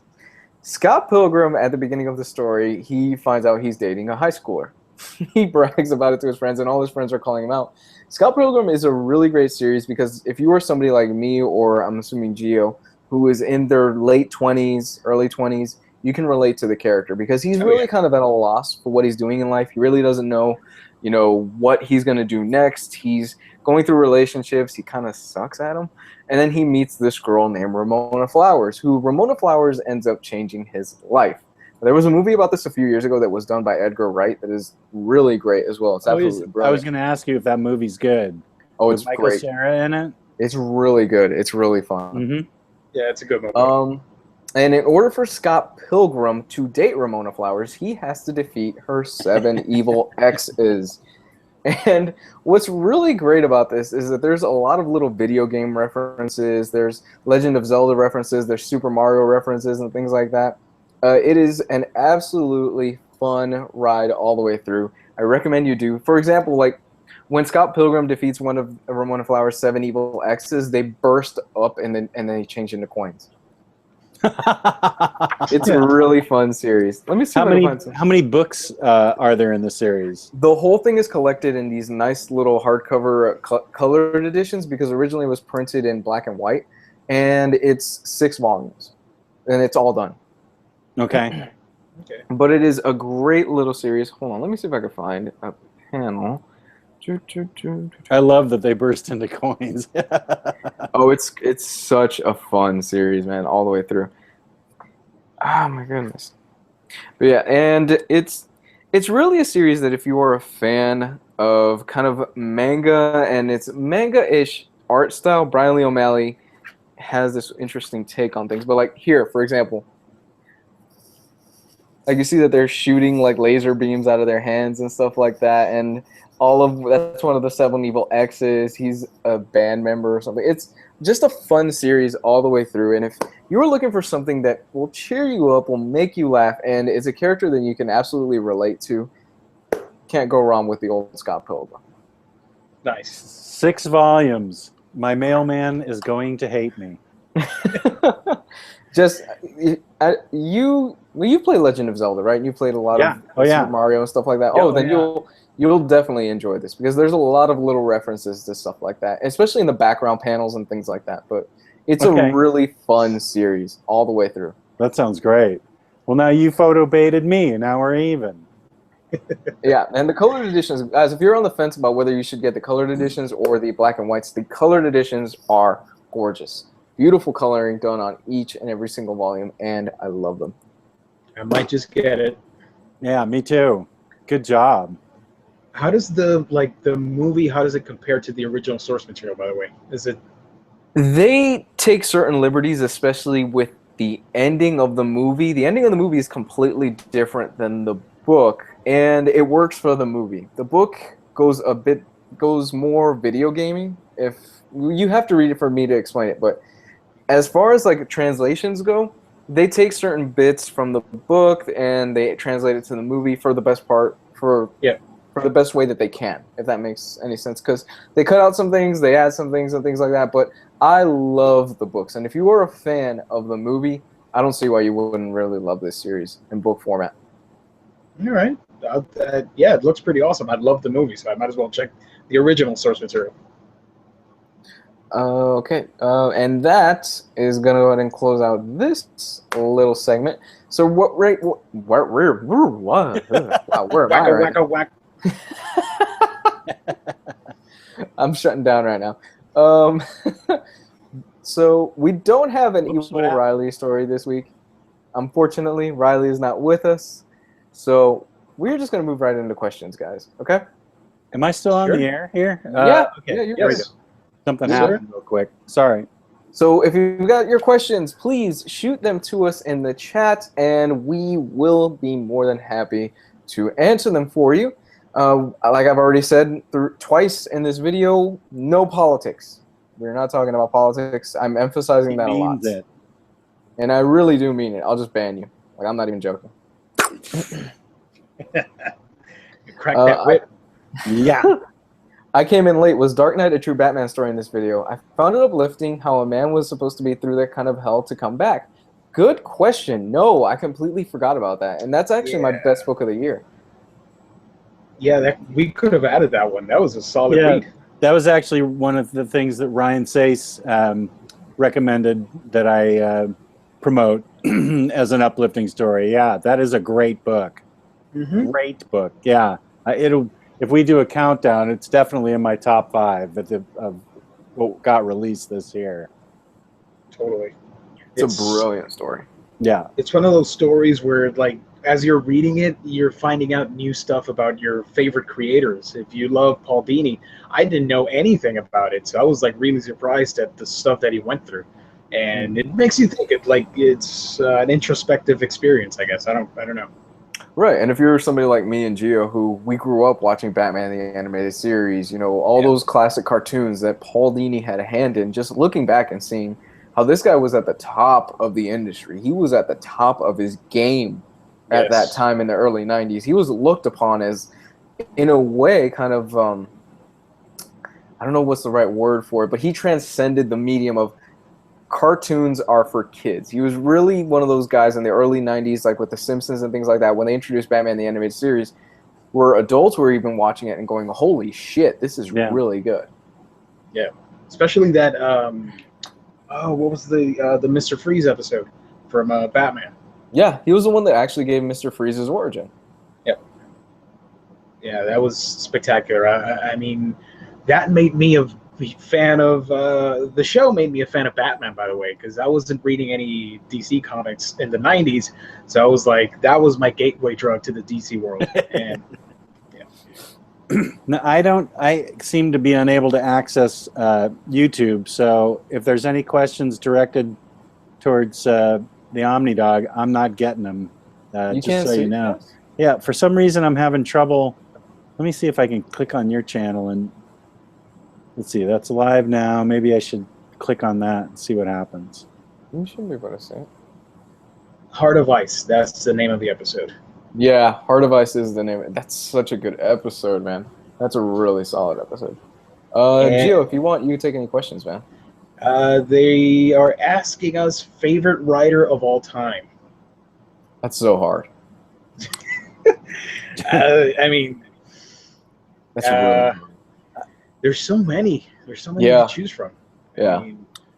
I mean, I do own a dog. Yes, I do. I used to have a cockapoo. That is my. That's who the Omni dog is. This face is my cockapoo. But now he passed, and now we have a rescue Cocker Spaniel. Hey, good dogs. Yeah, she's a lovey dog, and so yeah, we were looking at getting a Siberian Husky this week. Oh, those are so cool looking. Yeah, they're great dogs. They're big. They are big, but we were looking at getting one. Yeah, Huskies are awesome. I got 2 black Labradors, and they're a handful, but they're awesome. So yeah. And then she's giving me the evil eye. The missus is? Yeah, because she wasn't sold on the idea of getting a Siberian Husky, but I'm working on it. I'm working on it, guys. They're cute. They're cute. Rapids? I love you. I love you. To answer Mitch Netzer's question, Vince Netzer has a question. Why won't I show my dog? My dog's not allowed in the basement with all my comics and stuff. Oh, yeah. She can't I be can trusted imagine. down here. Oh, and by the way, favorite writer of all time. I know it's polarizing, but I'm just going to throw it out there. I've got to say Brian Michael Bendis. Why? Because I wasn't reading comic books, and he introduced me to Ultimate Spider-Man. And if you know me from the Facebook group, I am a huge fan of Spider-Man. Like, I love Right. that character to death, and Ultimate Spider-Man is what got me into collecting comic books and into making YouTube stuff and here right now talking to everybody. So for that, I got to give the man props because I loved Ultimate Spider-Man. Hey, it's fine, man. You know, we all have wrong choices in life. But yeah, I know there's better writers out there, from your Gaimans and Morrisons and all that stuff. So yeah. Yeah, so many. I mean, there are days when I can go from Garth Ennis to, you know, Jack Kirby, and yes, I consider Jack Kirby to be a writer because, let's be honest, sure. Jack Kirby did a lot of the heavy work for the Fantastic Four and a lot of those series that Stan Lee took credit for. Yep. Consistently, you know, I'm gonna give it to Darwin Cook consistently, but there are days where it can go, you know, it can go from Gaiman to Cook to Ennis, but for me, it's more than likely Cook. And there's a creator I'm missing, and I don't know, but yeah, I love Grant Morrison's works. He gets a little bit too trippy for my taste because I get lost in all the expositions and all that stuff. So, but yeah, most of his work is just solid in my opinion. So I'm a huge Morrison fan as well. Good choice. Morrison's definitely a great writer, and he's not for everybody though. That's the thing. Yep. Yeah, there's some people saying Brubaker, and it's hard to argue with that. Yeah, Brubaker's really good. You know what? I'm going to go with Brian K. Vaughan. Brubaker's working on Westworld right now. Yeah, right. That's what I heard. I'm going to go with. I've never been disappointed with anything I've read by Brian K. Vaughan, so I'm going to go with him. Gio, have you seen Westworld? I have not. I've noticed that you've promoted it. Yeah. I've only seen the first episode. Dude, you owe it to yourself to catch up. Now, what's that on? HBO, Showtime, Netflix? HBO. Okay.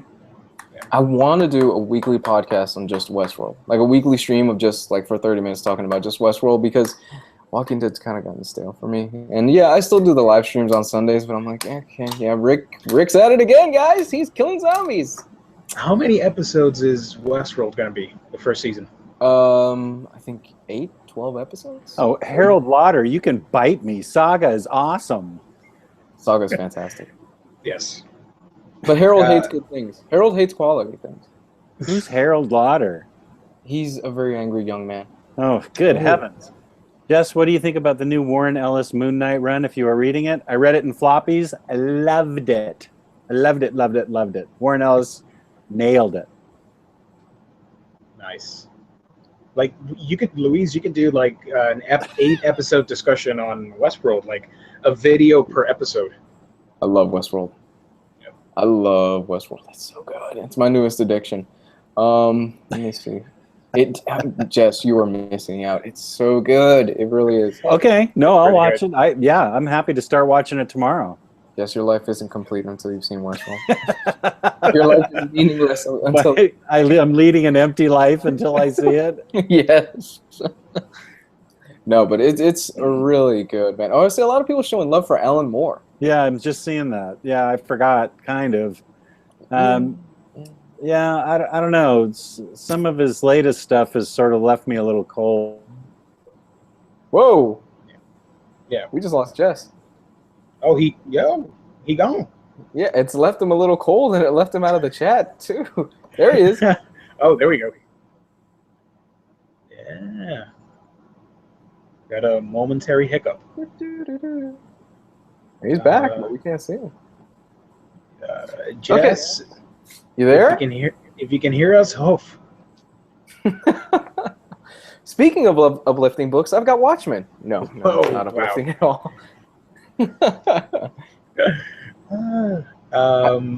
I finished Narcos yesterday. We'll start Westworld this weekend. I haven't watched Narcos Nice. yet, guys. Here, let me. I haven't either. Oh, by the way, everybody in the chat, if you want to check out a not safe for work anime and manga, I recommend Prison School, which is awesome. So, Prison School? Hey, there's yes. Jess.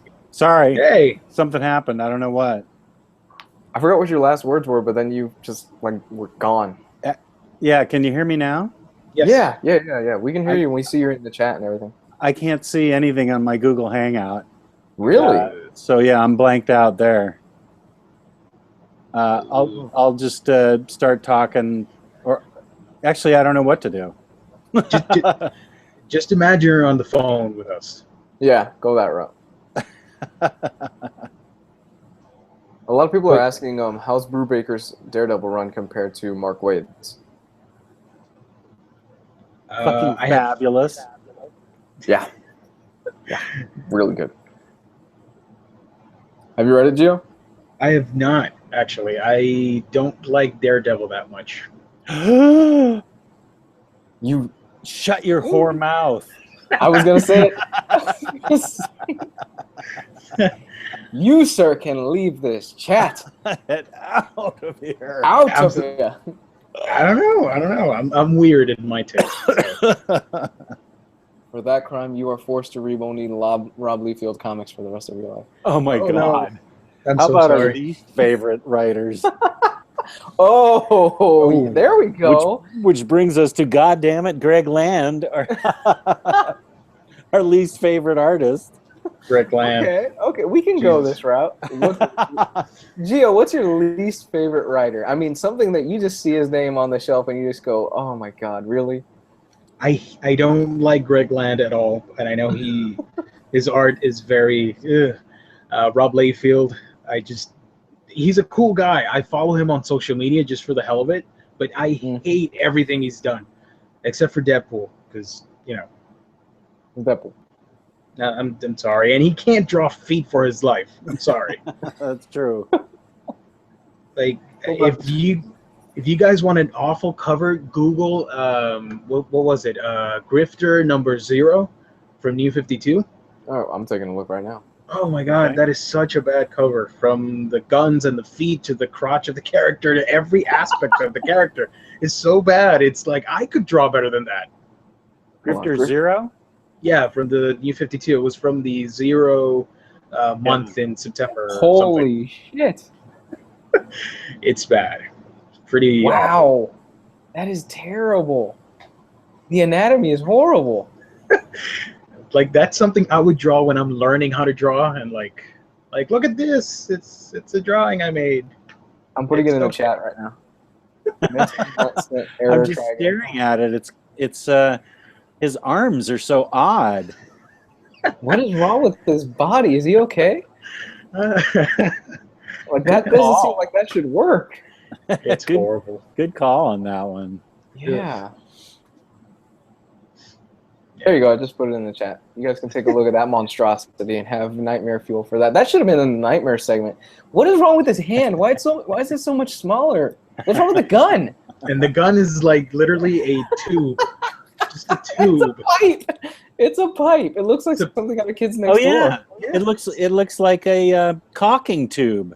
Like a PVC pipe or something. That's a caulk gun. You use the cock gun as a reference for like a real gun. Yeah, you'd caulk your tile with that pistol. Oh my God. Yeah, Even without Riley here, we still have his spirit here. Isn't that Yeah, incredible? that's right. his presence is always there. So People are asking, is that real? Yeah, that's real. And that was actually published on the cover of a book, guys. yep. And trades, and then the 0-year omnibus as well. Oh, I can't believe that got past the editorial. I mean, we could draw better than that. Yeah.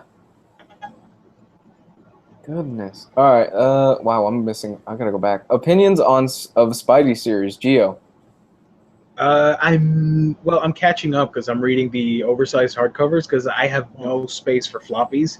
So the last thing I read was the end of Spider-Verse, and I just freaking loved it. I thought it was awesome. And I kind of want a Spider-Verse cinematic thing going on as well. So, yeah. Spider-Verse was good. Spider-Verse was real good. I didn't like the hardcover. That was the only thing where, like, how it was put together, I was like, this is a mess. This is terrible. But the event itself was great. It was so much fun. It's really good. And I loved, what else? One of my goals is collecting all of Amazing Spider-Man. Like, that's my collecting goal. So, that's some goal. I have, I think, about 200 issues as of now. So, it's a long way to go. Because I think there's like 700 plus issues. Really? I think we're getting close to 800 issues, or I don't know, somewhere along those numbers. Somebody's asking, is War of Kings a must-buy? Is it essential to Annihilation? I can't answer that. I haven't read War of Kings. I can't answer that either. I haven't read it. I'll tell you. I've read it. I have it in trades. Yes and no. If you want to, like, the way Annihilation Conquest ended, I think you're good there. But if you want to continue reading it, then by all means, yes. And especially if you love your X-Men stories in space and you love the Inhumans, then I think, it should be a must-read. But you're good if you don't want to continue on. You're good with the 2 Annihilation events, in my opinion. Yeah, because Conquest ended pretty well. Like, I thought it wrapped up really well, where you could jump off it and you'd be like, all right, this was fun. This was good, but I'm done. Like, I'm a huge Inhumans fan, so I was really excited to see them going into space and getting in trouble over there and all that stuff. But yeah, the Inhumans were not in the Annihilation events, so that's why I mentioned, like, it's not a must-have if you only want to read the Annihilation stuff. But if you want to read the whole cosmic stuff, then yeah, go get it. Now my question is, with the prequel, the pre-series coming out in April, which I don't know why the hell Marvel decided to go that route, but hey. Yeah. Do you feel you need to have that series of books to jump into War of Kings? Or do you think you just jump into War of Kings blind and you should be fine? I think you could be fine, but if you want to get into Inhuman stuff, there's not a whole lot of Inhumans books out there. There's not a lot of material. Now, thankfully, we have some Marvel stuff from Charles Soule and all that stuff. But before, we only had, I think it was Inhumans from Paul Jenkins, and then we had mini events like Silent War and Secret Invasion and all that stuff. So I think if you're an Inhumans fan, it's a must-get. If not, you're good with the description said that they tell you at the beginning of War of Kings. But if you are interested in the Inhumans, then yeah, it's a must-have. I'm probably gonna upgrade to that and get all those Omnis eventually. Okay. Yeah. I saw somebody asking, where do you start with Valiant? Because you seem to have a lot of Valiant books, and I personally have been dying to jump into the Valiant universe. However, there's so much out there that I'm like, I don't even know where to start with this. It is, to my understanding, that if you want to get, like, I started Valiant start out with your favorite character, and even if you don't know what it's about, just pick any of them and you'll be fine, because they don't cross over into each other like right away. I first started with Exo Man of War, and that's what I would recommend right here, right now, because to me, Exo Man of War is, if you had Thor and gave him an Iron Man suit and you threw him out into space fighting aliens and all that stuff. And when you start reading all the other books, then you start picking up, like, hey, this is a connected universe. So I would, like, if you want buddy cop adventures, Archer and Armstrong is a great series. If you want, like, your Wolverine meets Punisher series, then go pick out Bloodshot. And what else am I missing? If you want some Japanese samurai butt kicking, then pick up Rai. Quantum and Woody is really funny. It's really great. If you love humor, then I would suggest Quantum and Woody. But really, you're good in that relaunch era that was from 2011, 12 or something. You're fine with any of them, really. Eventually, you're going to start seeing how they cross over. So yeah, but you're good. Any character that you find interesting, go ahead and pick it out. Okay, cool. Well, that's a good thing to know, because I've heard great things from Valiant, especially from guys with like bigger YouTube channels, like Comics Explained and all that stuff. But at the same time, they're let's call it for what it is. A lot of their stuff is promoted by Valiant. They're paid through, for Valiant. So I'm like, I'm not sure if I should jump onto it because there might be a bit of a bias there or something. It is what it is. There might be a bit of a bias there. They But sold I'll out, definitely check it out. No, it's not even that. It's really not even that. It's just when you're getting paid by a company to promote something, naturally you're going to have a bit of a bias towards it because you're not going to just, you're getting sponsored by a company and you're not just going to go, oh, I think this is shit, So, but yeah, I'll definitely try to check it out. Not here on this channel. We tell it like it is. Unless Damn straight. If InStock Trades wants to promote us, then hey, I'll take it. Because let me show you real quick. I have the first deluxe edition here for Exo Man of War. And let me take the dust jacket off. Hold on. Yeah. It's very, like Exo Man of War is very operatic. Like it's a big space opera with like aliens. And you have this Visigoth barbarian, whatever. I don't remember right now. But like he gets trapped in an invasion. Like if I remember correctly, the Visigoths are fighting against the Romans, and then some aliens come to Earth and they kidnap some Visigoths to experiment upon and all that stuff. So he gets stripped from his homeland and he has to find a way to get back home. And lots of crazy stuff happens. He finds the Exo Man of War suit, which is, like I said, like an Iron Man suit. But it's more like a symbiote, like something out of Spider-Man with Venom and all that stuff. Because the suit is somewhat semi-sentient, if I remember correctly. So yeah, and the character's pretty cool. I think they're a little bit underrated, Valiant, because everybody's focused on Marvel and DC and all that stuff.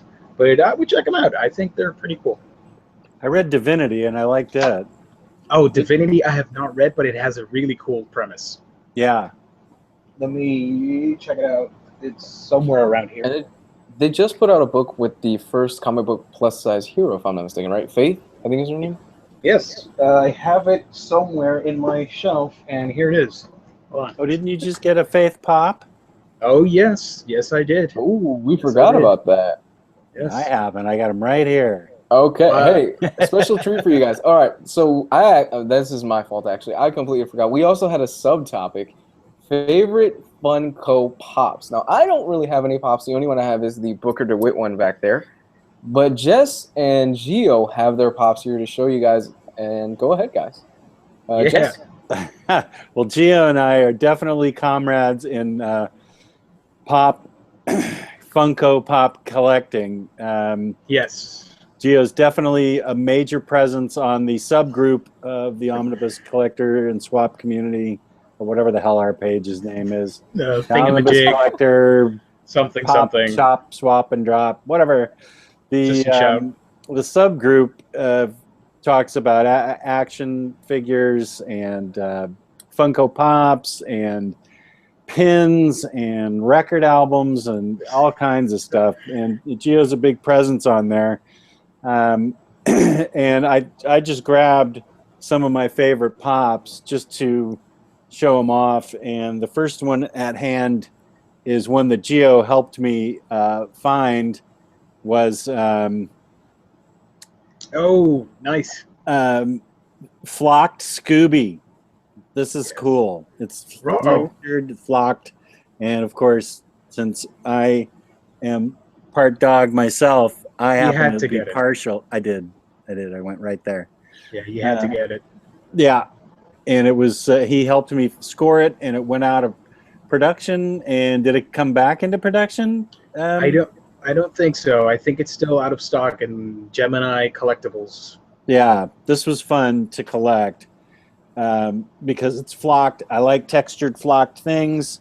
I've got for some reason, because I'm goofy, I've got a flocked textured swamp thing. Swampy, nice. Swampy, yeah, he's pretty cool.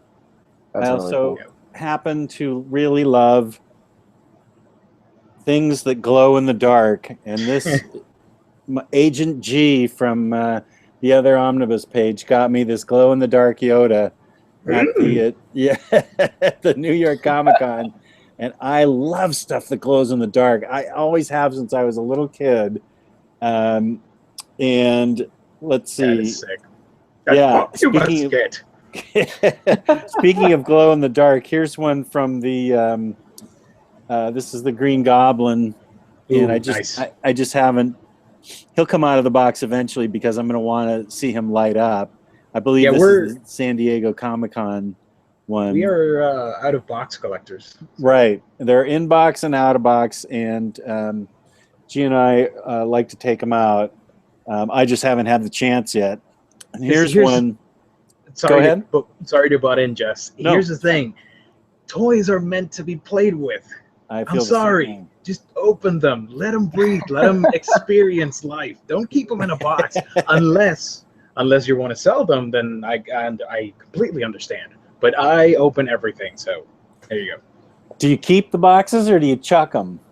Oh, I'd throw them away. I don't know. Oh man, that's ballsy. Wow, I really? have big garbage bags full of these pop boxes just in case I need to sell them, and my wife hates them. I've got like 14 huge trash garbage bags full of empty boxes, and she's always like, "Why are we keeping empty boxes again?"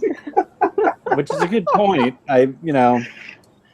Here's one that I helped Gio get. Yes, the best one. Best dog ever. Right. Oh, I just haven't. I'm so jealous. Guardians of the Galaxy. I just haven't pulled him out yet. But this was a specialty series to get from your LCS, and he's really cool too. He's a bobblehead, which I like bobbleheads. Cosmo's so awesome. And let's see. Then we have Patina Aquaman. Oof, nice. He's got some patina effect on him. They also had Patina Wonder Woman, but this one looks like he's been underwater for a while. So I like him. And here's General Grievous. Oh, nice. I'm so jealous. Yeah, that is really cool. Are some of these hard to find? Yeah, this one I couldn't find. It was available only at Walgreens. That's the little sticker there. Damn Walgreens. I know, Walgreens.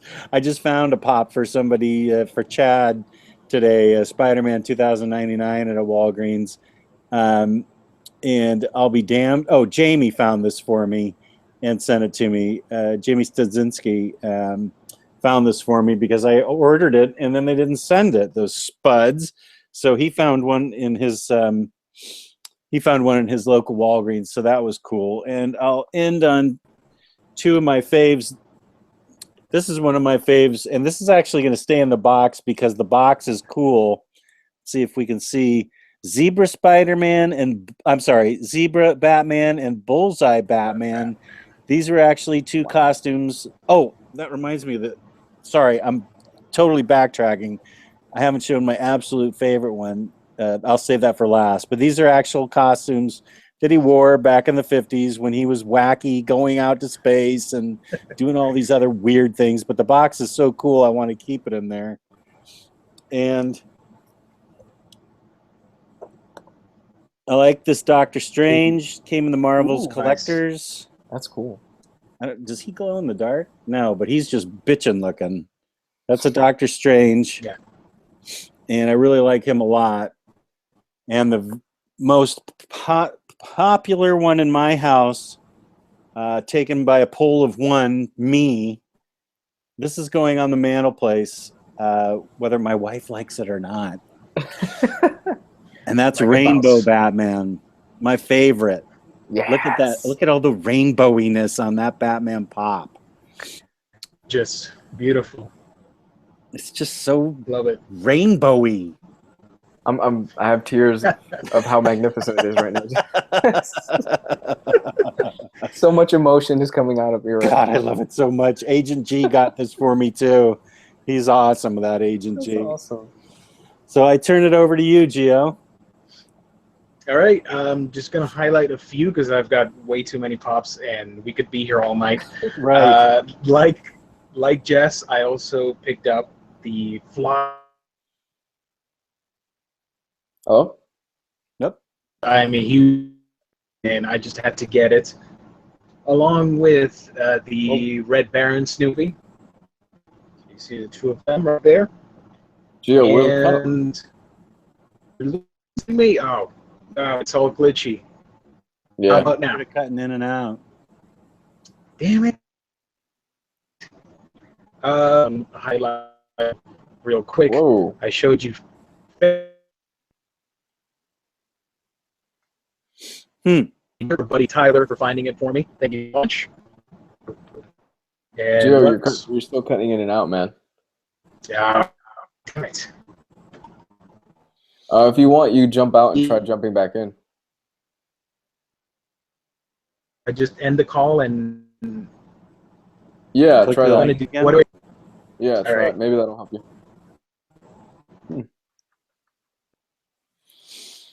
Well, while we're waiting for him, here's another pop I've got. Charlie Brown with his I Got a Rock and with the holes in his ghost outfit. I thought this was great. You know what? I gotta be honest. I'm not a pop guy. Like I don't collect them. But you guys are selling me on the idea of pop. Some of these look really cool, especially that Scooby Doo one. I want the Scooby Doo pop. Yeah, well, it's cool because it's textured. Oh, that's awesome. Where can I get it? This came from, let's see, he's Gemini Collectibles. I would try it and go to Gemini Collectibles and see if they have him still. He's exclusive? Yeah. Oh, I know. man. But yeah, Gio told me about it, and there he is. We'll try this one more time. Gio! Still breaking up, man.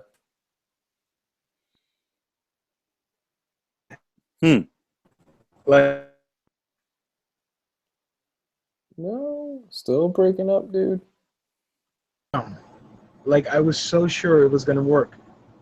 What happened?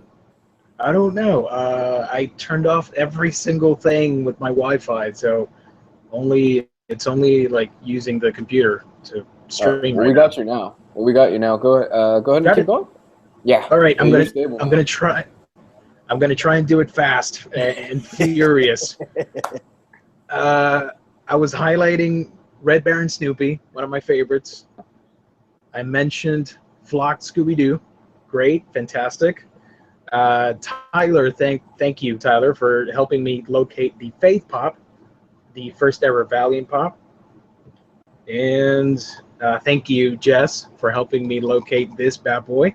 It is, of course, Cosmo. Yeah, that one's hard to find. Yeah, and I got to thank Agent G for helping me get Lady Miss Barbara Gordon. Babs, nice. This is this is the Me 52 costume from Gail Simone. Is she rare? I think she was like $15, and now she's selling for like 20 something. Oh wow!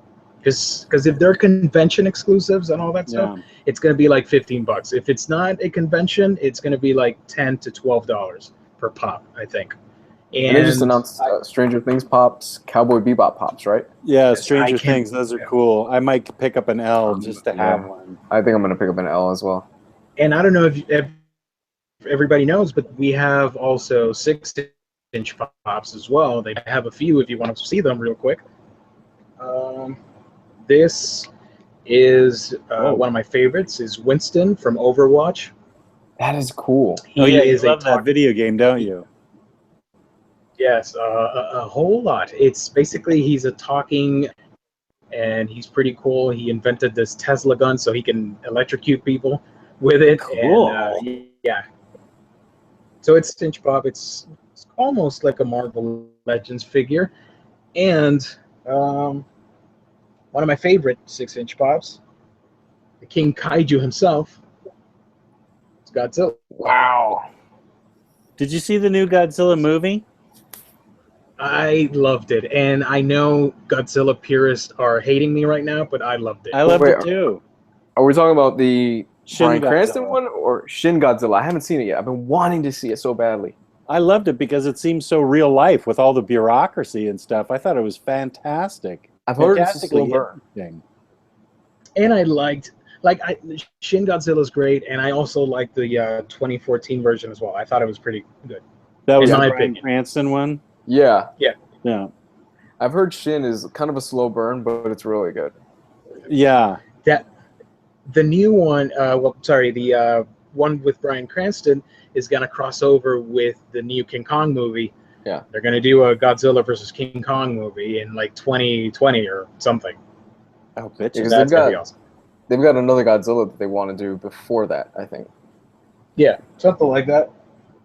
Somebody's asking. Oh, keep going. No, I'm sorry. Go ahead, man. I'm trying to reach something and I can't seem to grab it. It looks like you're scratching your butt a little bit, man. hold on. Keep talking. What did somebody ask? Somebody's asking just real quick, what out-of-print books are we hoping to get reprinted soon? Hickman's Fantastic Four. Yeah, Hickman's Fantastic Four #1. I would say the Darwin Cook books. Yeah. Of course, everybody wants Ennis Punisher is probably #1 on everybody's list, and everybody keeps thinking that it's going to be reprinted with the Punisher on Netflix, and I have absolutely no idea. Riley's much better at predicting that stuff than I am. Yeah. But Punisher by Ennis is something that everybody wants. I would say that and Annihilation are probably the two big omnibus collections that people are wanting to get reprinted. I would go ahead and say I think Annihilation we get Ultimate Collections before we get an omnibus reprint. Yeah, I don't hold out. It's hard to figure out what goes on in Marvel's mind. There's really no rhyme or reason. You get Frank Miller Daredevil, then you get isn't Brubaker Daredevil getting reprinted too? But not the Bendis one. But not the Bendis one, but then they put out Punisher in soft cover. Punisher Max, yeah. Punisher Max in soft cover.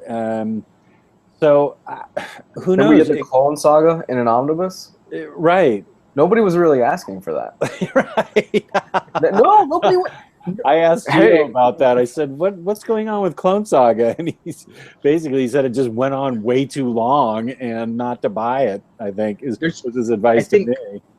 I think there's two reasons for that. One, you're getting the clone conspiracy story with the current stuff that Dan Slott's writing, and two, you got a new Spider-Man movie coming out next year, and it's the poster boy for Marvel. You got to put out as many Spider-Man books as you can, apparently. Well, we saw that in the solicitations. Like half of what they're putting out over the next year is going to be just Spider-Man crap. I'm like, holy shit! I love that nobody was asking for Clone Saga. No, Jess, come on. Like, are you going to pick up that Clone Saga omnibus? Ha!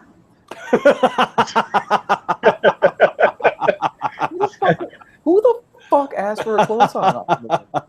I don't know. I'm not getting it.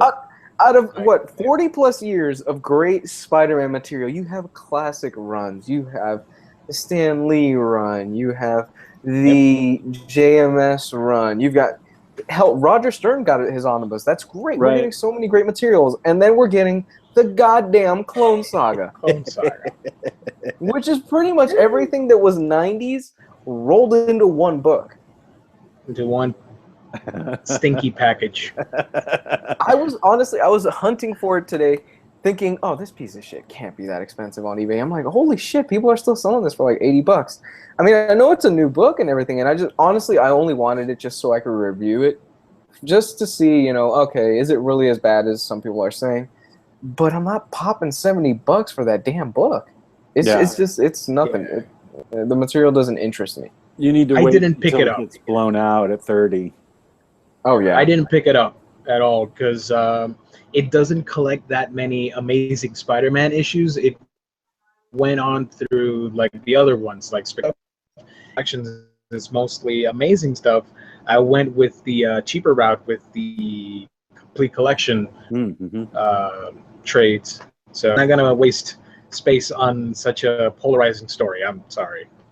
Yeah, I don't think you need to apologize. Oh, by the way, I found what I was looking for. It's a pop. I'm sorry. It was the last one I wanted to highlight. Oh, It is is that Duck the Dodgers? Yes, sir. It is the Dog Dodgers Funko Pop. And you Oh, know that's what? so Because I'm feeling awesome. generous. Because I'm feeling generous, I'm going to throw this one in and call it a night. It is my favorite dragon of all time. It is Smaug from The Hobbit. Ah, I'd like to see This is Duck a Dodgers massive. again. Yep. See if I Cool. can highlight it. And yeah, the helmet. That's really There's like cool. a billion versions of the whole wave.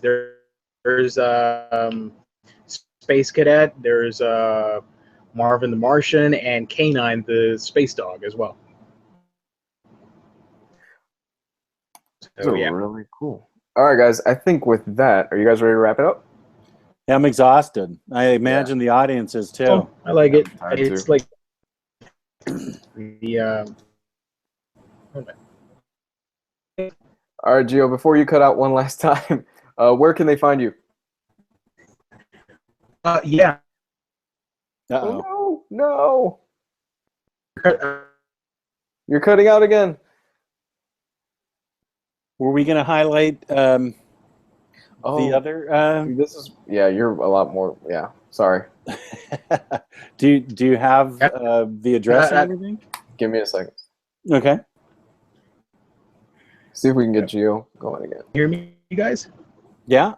Hello, hello, hello. Quickly say where you can be found on YouTube. All right, youtube.com/a week in geekdom, like geeky stuff. Well, a week in geekdom. I'm also on Facebook, Twitter, Snapchat, Periscope, anywhere you want to look on your social media thing. Just type a week in geekdom. I do reviews, haul videos, pop unboxings, and movie discussions, and all that fun stuff. So yeah, thank you so much, guys. Dude, you are a polished performer. Nice. Great job, Gio. Thank you, thank you. It was fun having you on the show. Jess, before we highlight the pick of the week this week, where can they find you? You can find me, I'm going to get this name right, on Riley Moore's The Omnibus Collectors Comic Swap and Community group, Facebook group. I am known as Omnidog for a reason. My pictures of my old dog, and I help people find out-of-print books as best as I can, and I'm an admin there, and so I generally just hang out and chat with people, and that's pretty much my life. So I don't do any other social media except for that page and this vid. So that's really it. But that's all right, because you're awesome, so don't worry about it. Thank you.